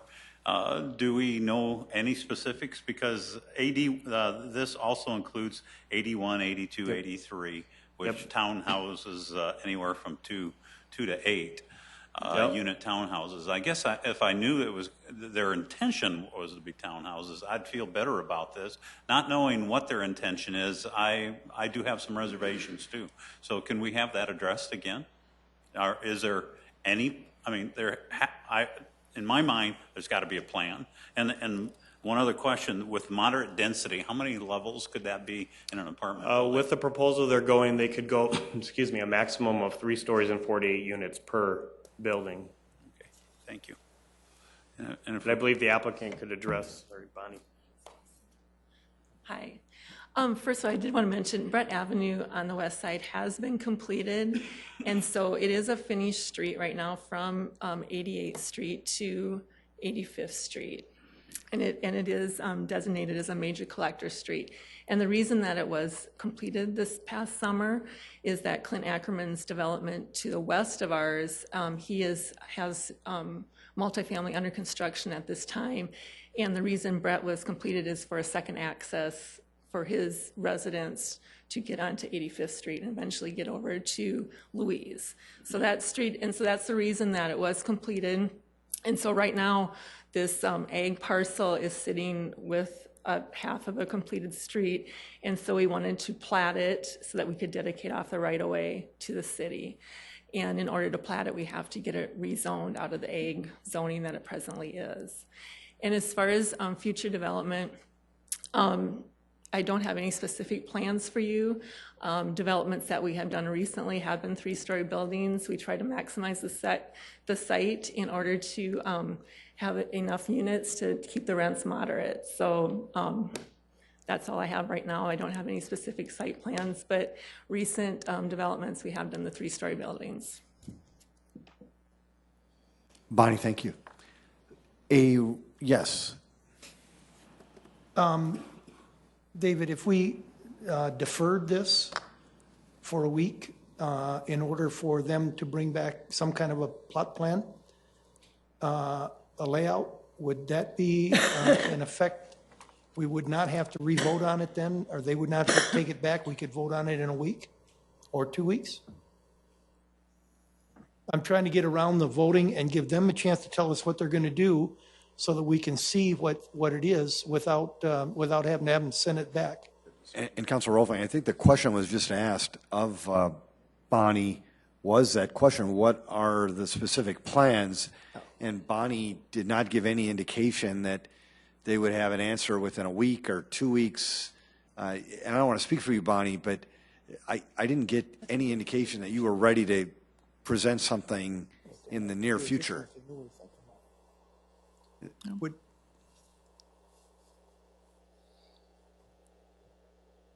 We do not have any specific plans. Right now, 85th Street is gravel. It's my understanding that it's slated for 2018, and last I heard, they were actually thinking of moving that up a year. And so we would not be developing anything on the site until 85th Street was completed. And so that's why I don't have a specific site plan or anything, but we'd be following, the city. Once we were ready to develop it, it would have to go through the approval process at the city level. And so I just don't have any specific site plan to show you at this moment. You're welcome, Councilor. Councilor Anderson, Jr. Bonnie, though, but the plan to maximize that property, you would be looking at 3 stories, correct? We would most likely be looking at 3 stories due to that it will be on the corner of a collector and an arterial street. They're planning on 85th Street being a 4-lane with a median and also a signalized intersection. So for us to put single family there just would not work. A roll call vote, please. Councilmember Anderson? No. Erickson? No. Erpenbach? No. Jameson? Karski? No. Kiley? No. Rolfing? No. Staggers? Yes. That has passed 1-6. I'm sorry, that has failed 1-6. Item 42. Second reading, an ordinance of the City of Sioux Falls, South Dakota, providing supplemental appropriations. Good evening, Tracy Turback with the Finance Office. This supplemental appropriation would add $300,000 to the highway and street budget for 2015. This would be funded with unobligated funds within the Capital Improvement Fund, our sales and use tax fund that remain from 2014. This comes to you at the request of the council. Did anybody want to speak to this item? Councilors. Move to approve, Erickson. Second, Anderson. Councilor Erickson's made a motion to approve this item, second by Councilor Anderson, Jr. Roll call vote, please. Council members Anderson? Yes. Erickson? Erpenbach? Yes. Karski? Yes. Kiley? Yes. Rolfing? Yes. Staggers? Yes. That has passed 7-0. Item 43. Second reading, an ordinance of the City of Sioux Falls, South Dakota, amending the Code of Ordinances of the city to regulate mobile food vendors. Good evening, Mayor, City Council. Adam Roach with the Community Development Department. This is the second reading for the proposed mobile food vending ordinance. I'll quickly go through the process and the purpose as we have done in the past. The purpose is to formally allow mobile food trucks to operate in the public right-of-way, not only in downtown, but outside of downtown as well. Provide clear and concise guidelines for mobile food trucks, also ensuring public safety, providing a proactive, balanced, and reasonable approach to an increasing trend. The process, it was an extensive review from best practices across the country. Several stakeholder meetings were held with the mobile food truck industry, the restaurant industry, city council members, and internal stakeholders. The proposed ordinance was continually evolved from where we were at a year and a half with that stakeholder feedback. So it's been a great process working with all the stakeholders. I'm not going to go through everything in the ordinance, but if you have any questions, I certainly entertain those. Great job. Did anybody in the audience want to speak to this item? Councilors. Move for approval, Anderson. Second. Karski. Been a motion to approve this item, seconded by Councilor or Councilor Kiley. Got that in at the right at there. And There, that's how you yes, very good, very good. And is there any discussion? A roll call vote, please. Council members Anderson? Erickson? Yes. Erpenbach? Keep going. Karski? Yes. Kiley? Yes. Rolfing? Yes. Staggers? No. That Erpenbach? is passed 5-1. Is that enough votes? Okay. Item 44. First reading, an ordinance of the City of Sioux Falls, South Dakota, declaring certain property of the City of Sioux Falls surplus and approving an offer by the State of South Dakota to purchase real property from the City of Sioux Falls. Good evening, Mayor and City Council. Mark Cotter with the Office of Public Works. This is a continuation of our discussion we had in October. The big DOT project for 2016 is to reconstruct I-29 from the T exit up to 57th Street and then 229 from I-29 over to Louise. They'll change that, reconstruct it from 2 lanes in each direction to 3 lanes in each direction. There's a slice of property that the City of Sioux Falls owns that we've negotiated a sale with them, and tonight's action starts the first reading of that process to surplus that. Move to approve, Erickson. Second, Karski. Thank you very much. Councilor Erickson, you are making a motion to set a date of hearing, second reading for Tuesday, December 8th. Yes, sir. Thank you. And Councilor Karski seconded that. Appreciate it. A roll call vote, please. Council members Anderson, Erickson. Yes. Urbanbach. Yes. Jamison, Karski. Yes. Kylie. Yes. Rolfing. Yes. Staggers. No. That is passed 6-1. Item 45. First reading an ordinance of the City of Sioux Falls, South Dakota, amending the Code of Ordinances of the city by amending Chapter 41 fees.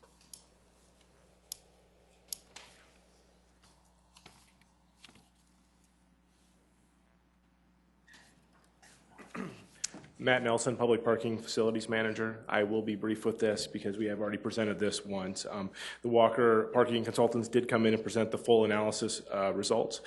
To let you know what we have done, we have gone to the Downtown Sioux Falls Executive Board, and we did have full unanimous support from them for these increases, and we have also presented it to our Public Parking Advisory, which they supported these changes also. The adjustments that our users will see are highlighted here. Our overtime citations will go from $5 to $10, which is below our comparative set of comparable cities. We also have a very generous courtesy program that will remain in effect with our overtime citations in the downtown area, which actually takes up about 20% of our citations that we do issue. Our meters, we would increase the rate from 75 cents to $1 per hour, and those would be on all of our credit card meters. We would expand our core area to some areas adjacent to Phillips Avenue, but it would be basically any credit card meters. Our non-core area meters would go from 75 cents to $1 per hour. Our meter bags, we would adjust those rates from $5 to $7 per day. Those are mainly used by contractors, and we do charge a premium rate on those as they are a premium service. And there is a monthly rate. We would increase that rate from $75 to $100 per month, and we would eliminate our quarterly and annual rates. We do have a temporary loading permit. We issue about 10 to 12 of those on an annual basis. $25 was a very, very low rate. It allows you to use that permit throughout our downtown area without paying meters. So if someone did not want to use this, they could use our free loading zones that are located throughout downtown, or if they want the convenience, they would still be able to buy that permit. Our ramps and lots, we would increase our lease rates by approximately $5 per location. And it's slightly below $5, but when you average it averages out to approximately $5. And we would have our premium parking spaces at 1.5 times market, and those are secure or enclosed or reserved spaces, and they are a premium service, and we do charge a premium rate for that. We would increase our maximum cap from daily parking from $5 to $8. That doesn't mean that everyone would be paying $8. It would just increase our cap. We charge rates below our current cap of $5, and we would still continue to charge rates below the cap of $8. And the same, our hourly rates in our ramps and lots would get adjusted up from 60 cents to 75 cents per hour in our off-street parking ramps and lots. There are a couple miscellaneous adjustments that would go in effect also. We would be able to create on-street parking zones. This is something that's new. We want to use this for two things. One would be the ability to create zones in neighborhoods if requested by residents. We have not been able to do that currently with our ordinances, and we would be able to do it downtown. Also, if we did need emergency parking as we are filling up in our system, and as you know, we're planning to build a new ramp, but our parking is very, very tight.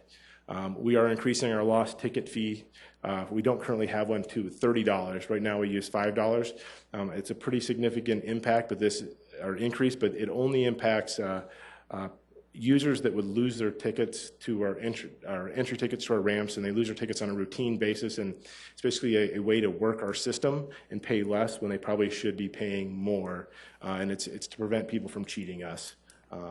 And then we're also, if you look in the ordinance, we're creating wider ranges of rates. And the goal is so we don't have to come back on an annual or biannual basis to ask for increases where we're paying for consultants to come in and do studies. We do want to expand our range significantly, which we have done in the past, but we've expanded that to some of our lease rates also. Should be that city thing. Our first reading is tonight. Our second reading is on the 8th. And if approved, the changes would go in effect in January for our meters and citations. The lease adjustments would go into effect mid-2016. We're planning on July 1st. And then the miscellaneous adjustments we would put into effect immediately. The full rate study analysis is available online at siouxfalls.org under our public parking page. And at this point, if you have any questions, I'd be happy to answer them. Thanks, Matt. Council, did anybody have any questions of Matt or want to set a date of hearing? Yes, Councilor. We still give the courtesy tickets to the out-of-town parking or license plates, correct? It's out of our local county area, the 4 local counties. If you're outside of that, which is actually getting difficult to enforce now with your keeper plates and out-of-state plates, but yes, it's about 20% of the citations that we issue. Okay. I'll move to set second reading for Tuesday, December 8th, 2015 at 7 p.m. Councilor? Thank you. Thank you, Councilor Erpenbach. Thank you, Councilor Rolfing. A roll call vote, please. Council members Anderson. Yes. Erickson. Yes. Erpenbach. Yes. Karski. Yes. Kylie. Yes. Rolfing. Yes. Staggers. No. That is passed 6-1. Item 46. First reading, an ordinance of the City of Sioux Falls, South Dakota, amending the Code of Ordinances of the city by amending Chapter 77, Parking Regulations. Who's got this one? Matt or anybody? I would think Matt got out of here in a hurry. If it involves parking, it's usually Matt. It says it's in conjunction with item 45. Can we just set the date of hearing?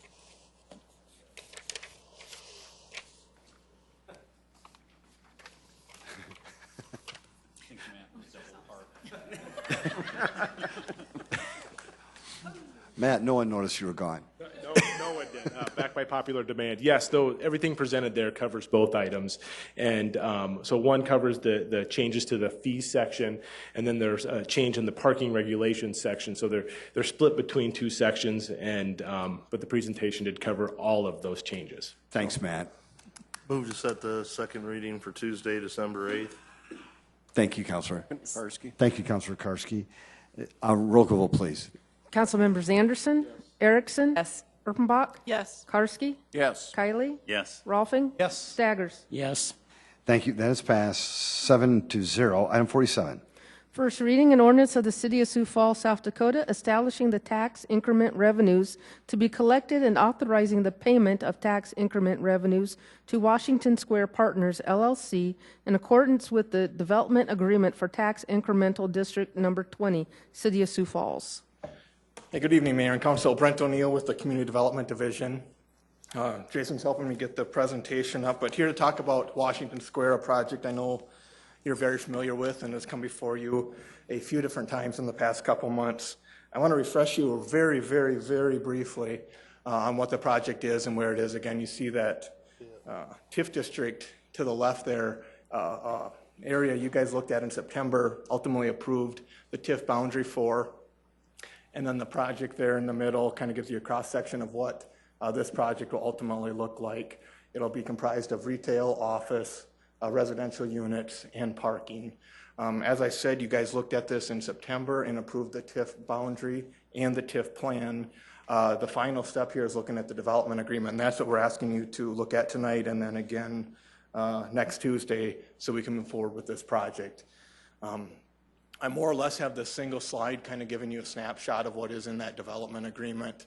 It's a fairly standard agreement with quite a bit of detail, but the key things here, again, the project is a little over $30 million. The TIF agreement, what's in there, basically allows reimbursement of certain expenses up to $2.9 million to be reimbursed to the developer for those costs.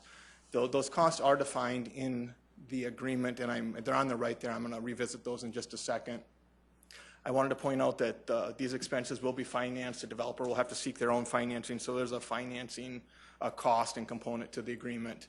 And then I think an important thing with this one is the parking that's going to be provided on the site, at least 125 of those spaces in the structure. We'll have some rights to the public as far as nights and weekends. It'll support things like the pavilion and that part of downtown, including some of the growth we're seeing on Main Avenue. What I did want to point out on the right was that the costs that are included in this agreement really fall into two categories. And it's a little bit hard to distinguish here, but that first block really are those site and kind of general conditions that exist at this location. And then the second piece are tied a little bit more specifically to the parking structure itself. And why it's important to note this distinction is as we were working with the developer and identifying what was in good interest to be within the TIF district and this particular agreement was kind of a distinction between those types of costs.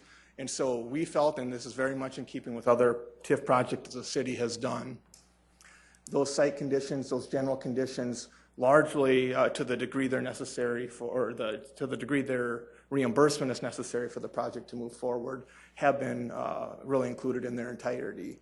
The second chart, though, we felt as far as the parking being available nights and weekends, and as far as its contribution to making this project go forward, we did feel that it was necessary to include some of that, but we also felt, and ultimately the developer agreed with us that on a kind of a prorated basis, that would be included. So we are in the agreement recommending 40% of those costs associated with the parking structure be included for reimbursement.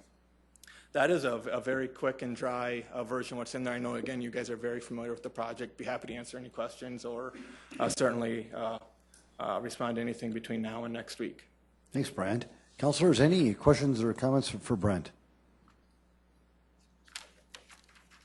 Move to set the date of hearing. Thank you, Councilor. Second, Rolfing. Thank you, Councilor. Appreciate that. A roll call vote, please. Council members Anderson, Yes. Erickson, Yes. Erpenbach, Yes. Karski, Yes. Kylie, Yes. Rolfing, Yes. Staggers. Yes. Thank you. That is passed 7-0. Item 48. First reading, an ordinance of the City of Sioux Falls, South Dakota, amending the Code of Ordinances of the city by adopting the 2015 International Building Code and amendments thereto. Good evening, Ron Bell, Building Services, Chief Building Official.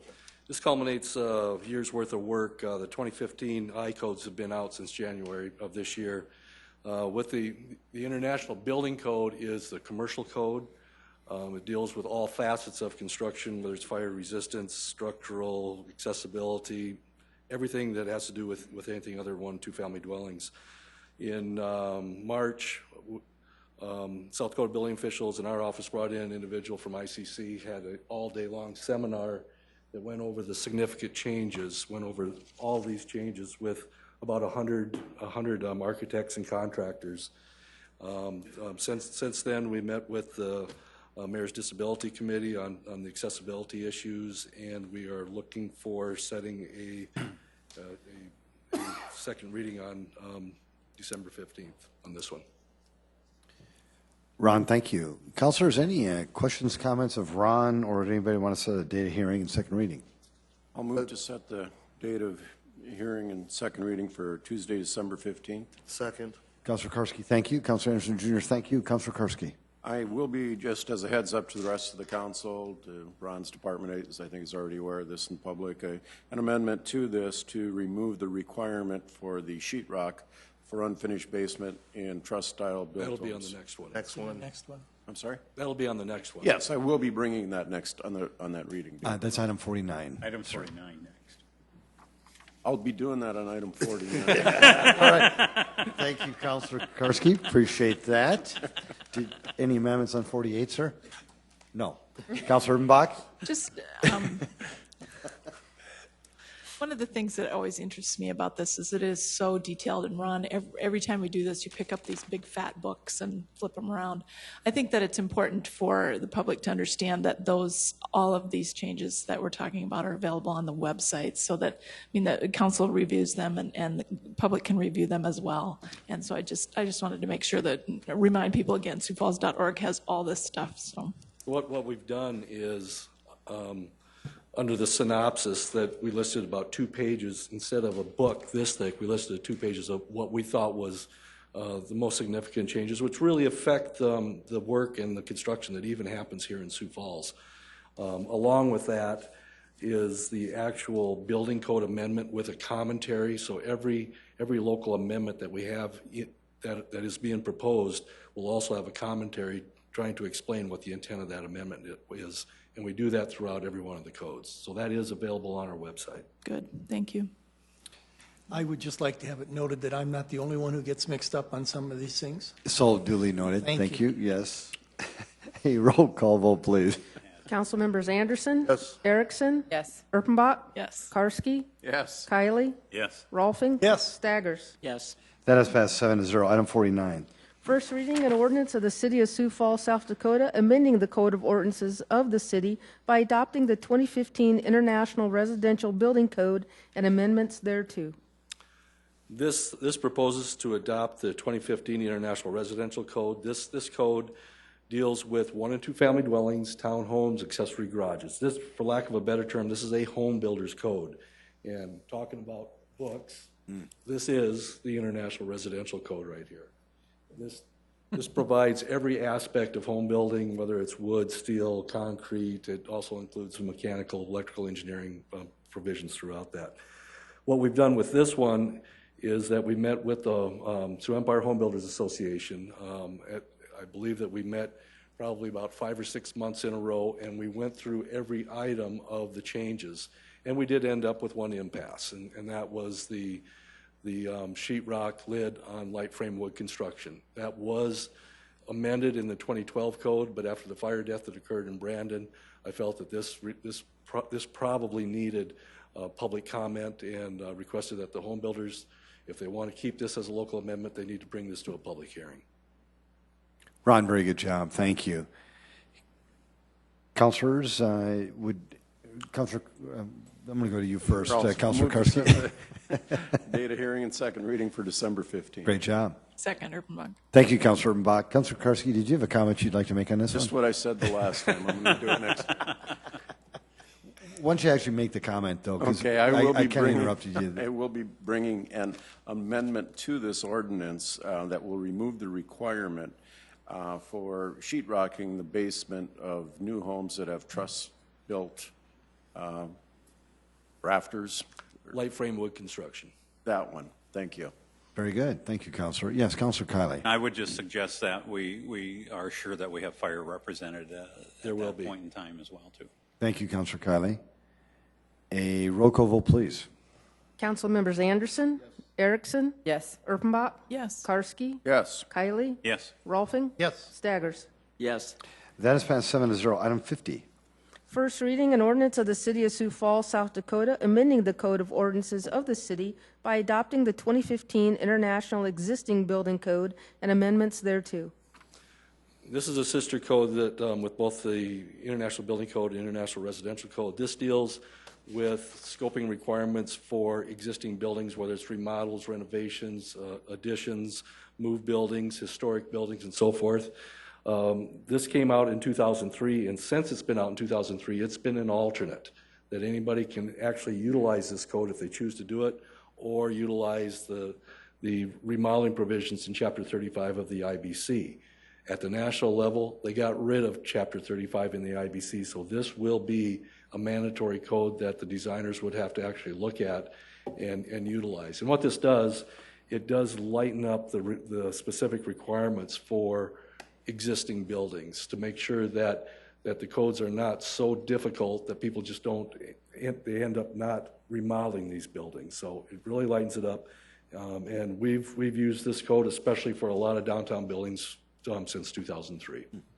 Looking for a date of second hearing. Thanks, Ron. Council? Move to set the second reading for Tuesday, December 15th. Second, Erpenbach. Councilor Anderson Jr. has made a motion to set that date of hearing, and Councilor Erpenbach seconded it. A roll call vote, please. Council members Anderson. Yes. Erickson. Yes. Erpenbach. Yes. Karski. Yes. Kylie. Yes. Rolfing. Yes. Staggers. Yes. That is passed 7-0. Item 51. First reading an ordinance of the City of Sioux Falls, South Dakota, amending the Code of Ordinances of the city by adopting the 2015 International Mechanical Code and the 2015 International Fuel Gas Code and amendments thereto. Yes, this is the International Mechanical Code and Fuel Gas Code. This is the code that is utilized by heating, ventilation, air conditioning contractors, refrigeration contractors. This code, these codes went through a thorough review by our Mechanical Board of Appeals. Every change that was in this, there was a review with the Mechanical Board, and we ended up making some local amendments and getting rid of some of the old local amendments that we haven't been utilized. But our Mechanical Board did a really good job of reviewing this and getting this ready for first and second reading. Very good, Ron. Thank you. Council would move to set the second reading for Tuesday, December 15th. Second, Erpenbach. Thank you, councilors. Appreciate that. A roll call vote, please. Council members Anderson, Erickson. Yes. Erpenbach. Yes. Karski. Yes. Kylie. Yes. Rolfing. Yes. Staggers. Yes. That is passed 7-0. Item 53. 52. First reading an ordinance of the City of Sioux Falls, South Dakota, amending the Code of Ordinances of the city by adopting the 2015 International Property Maintenance Code and amendments thereto. All right, this is the International Property Maintenance Code. All the previous codes that we were proposing to you are new codes, new construction codes. This is the only code that deals with maintenance of existing properties. This is used by our property maintenance inspectors dealing with substandard housing and all kinds of facets, dealing with everything from water heaters that go out to dilapidated buildings. We've met with the Multi-Housing Association twice. We've got their support on that. It's been through our Property Maintenance Board. And again, we're looking for second reading. Thanks, Ron. Move to set the second reading for Tuesday, December 15th. Second, Karski. Councilor Anderson Jr. has made a motion to set that second reading, and seconded by Councilor Karski. A roll call vote, please. Council members Anderson. Yes. Erickson. Yes. Erpenbach. Yes. Karski. Yes. Kylie. Yes. Rolfing. Yes. Staggers. Yes. That is passed 7-0. Item 53.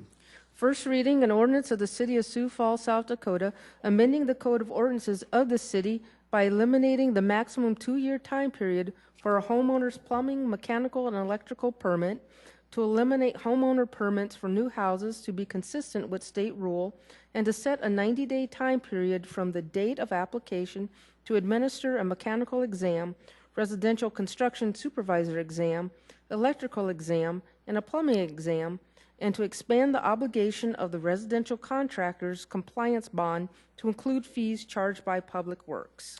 And that's basically it. These are a cleanup of a lot of the administrative aspects that we have in building services. The first one is dealing with homeowners permits. There's been a time period that's been in effect for years that anybody that does their own plumbing, electrical, mechanical has to pull out their own homeowners permits, but there's always been a 2-year time period, which means that we have to track that. On the other hand, building permits are allowed to continue as long as there is a commencement of work within 6 months and there's inspections every 6 months. So we're just simply trying to eliminate the two standards that we have for homeowners permits at 2 years and just put that back to being at the place where a permit is active as long as they continue to make inspections, show progress every 6 months. The second one is dealing with installations by owners. This is getting in line with the State Electrical Commission. The State Electrical Commission has ruled that you have to live in your house and you have to own your house in order to get a homeowner's electrical permit.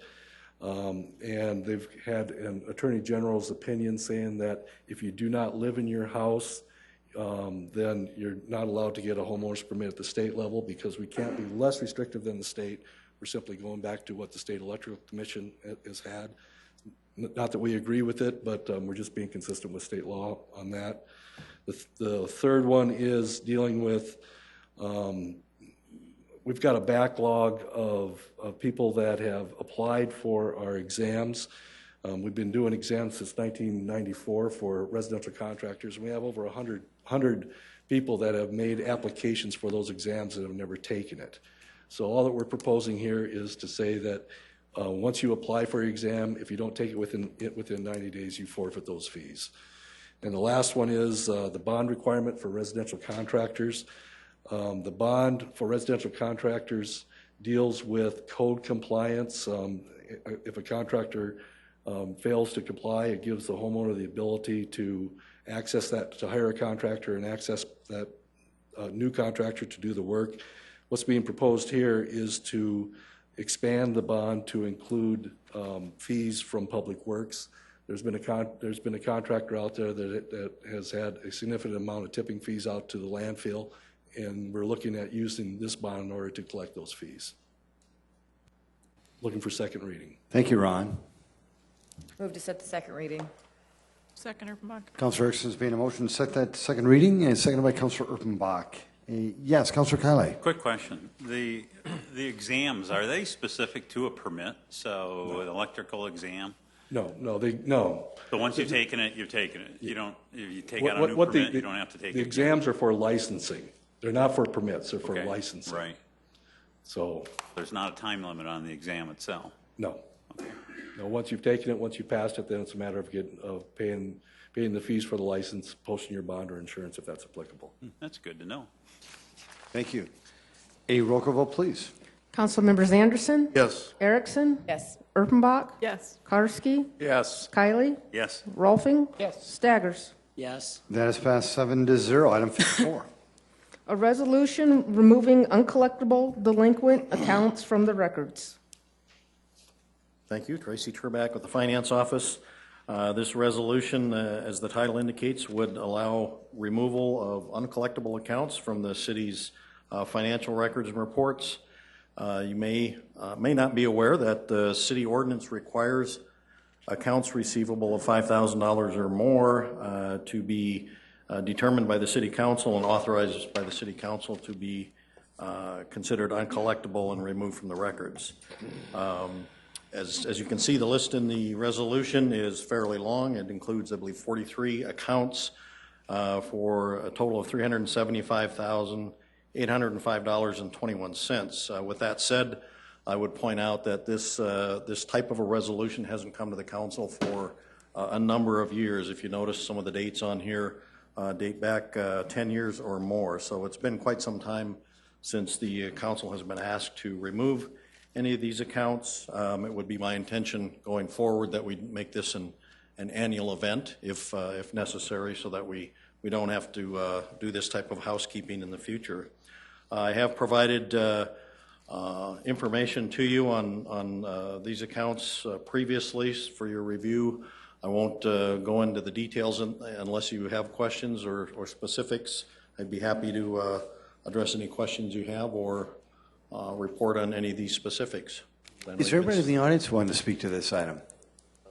Councilors, any questions, comments? Councilor Erpenbach. Just remind us again what it means when you say it's uncollectible. I know we've gone to extreme lengths, but I just want to make that clear again. What have we done to decide these are just uncollectible? Right. And it varies depending on what type of an account it is, what department it may have originated. The standard process is for the city to exercise its collection efforts, which may be, an initial invoice, a follow-up invoices, late notices, the customary things that any business would do to collect an account. Once those efforts are exhausted, we do utilize collection agencies. Accounts do get turned over to a collection agency. If it's for a service that can be that's a recurring account, we will shut off services if accounts aren't collected. Quite often the attorney's office is involved for those that may be a little more unique in terms of trying to collect accounts. So those are kind of the primary efforts. Once those efforts have been exhausted, then they really are considered uncollectible and really should be written off once all legal options have been exhausted. I just want it to be clear that it's not really easy we're not just going to randomly write off as uncollectible, that this is something that's correct. And as you see, the majority of these on the list relate to second mortgages, if you will, on properties where the city was in second place behind a first mortgage that was held by a bank, and those were foreclosed upon, go through the sheriff's sale process that a foreclosure will result in, and this is the balance remaining from that the city was left holding. Right. Thank you. let's see, do we have a motion? Move for approval, Thank Anderson. you, thank you. Second, Urbanbach. Thank you, Councilor Anderson Jr., and thank you, Councilor Urbanbach. A roll call vote, please. Council members Anderson, Yes. Erickson, Yes. Urbanbach, Yes. Karski, Yes. Kylie, Yes. Rolfing. Yes. Staggers.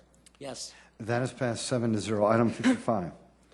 A resolution amending the 2015-2019 capital program, concrete pavement restoration, $100,000, and asphalt street rehabilitation program, $200,000. Thank you, Tracy Turback with Finance again. This resolution relates to the budget supplement that you approved earlier tonight. So if you have any additional questions, this simply amends the capital plan to go along with that budget amendment. Thank Move you, Tracy. approval, Rolfing. Did anybody in the audience want to speak to this item? Councilor Rolfing. Move approval. Thank you. Second. Thank you, councilors. A roll call vote, please. Council members Anderson, Erickson, Urbanbach, Yes. Karski, Yes. Kylie, Yes. Rolfing. Yes. Staggers. Yes. That is passed 7-0. Item 56. Report of the November 25th, 2015 Notice of Transfer of Appropriations within Major Organizational Units. Thank you very much. Council, any new business tonight? Yes, Councilor Anderson Jr. I am requesting of the council to allow me to travel with the Convention and Visitors Bureau to the state convention in Pierre over the dates of the 19th to the 21st of January. I feel that now that the city no longer has to fund the CVB and they're being funded by the bid, that it's still important to show our support for the CVB and the actions that they do not only within our state but nationwide to promote our state, and also to work with the state Convention and Visitors Bureau and tourism groups to understand the needs of tourism for the southeastern part of this state.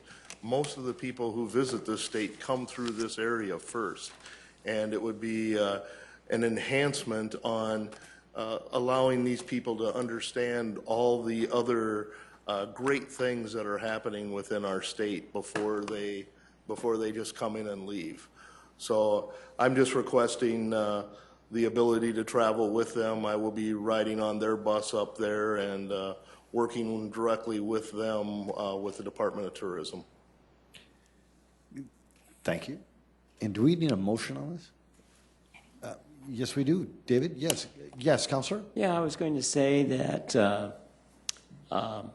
Councilor Anderson didn't have to say all of that because you're more than deserving of being able to go up to Pier and to help the city council here and the sporting events and so forth. So, Councilor Sagers, would you want to make that motion, sir? Sure. Thank you, I Councilor. move that. Thank you. Would anybody want to second that? Mm-hmm. I would second. Councilor Urbanbach. Councilor Urbanbach. And then I just wanted to clarify, because it's new business, we rarely have new business, so I guess I'm asking, does the clerk need to read that statement in item 57? And then I had a comment. I will read it into record. Item 57 is consideration of travel requests for Councilor Kenny Anderson Jr. to attend the 2016 Governor's Conference on Tourism in Pierre, South Dakota. Thank you, Councilor. And I Then- will have to recuse myself from this vote. Yes. Could I ask Councilor Anderson a question, though? Sure, first? you bet. Councilor Anderson, it's my understanding, I think Councilor Staggers alluded to it, but you have made this trip previously, have you not? Don't you travel with CVB on a regular basis? No, I do not. The times that I have traveled with the CVB, it's been in support of my activities with the softball organizations, and I pay for those trips myself. Okay, great. Thank you. I just wanted to acknowledge that Councilor Anderson is a big cheerleader for the City of Sioux Falls, and I appreciate And that. I do plan on bringing a resolution similar to what we do with the National League of Cities or the Municipal League too, so that in the future, we can continue to work with the CVB to make things better here. Thank you. A roll call vote, please. Council members Erickson, Yes. Urbanbach, Yes. Karski, Yes. Kylie, Yes. Rolfing. Yes. Staggers. Yes. That is passed 6-0. Council, any more business? Move to adjourn. Thank you. Been a motion to adjourn. This meeting has been seconded. All those in favor say aye. Aye. Opposed? This meeting is adjourned. Sioux Falls. Make it a great night.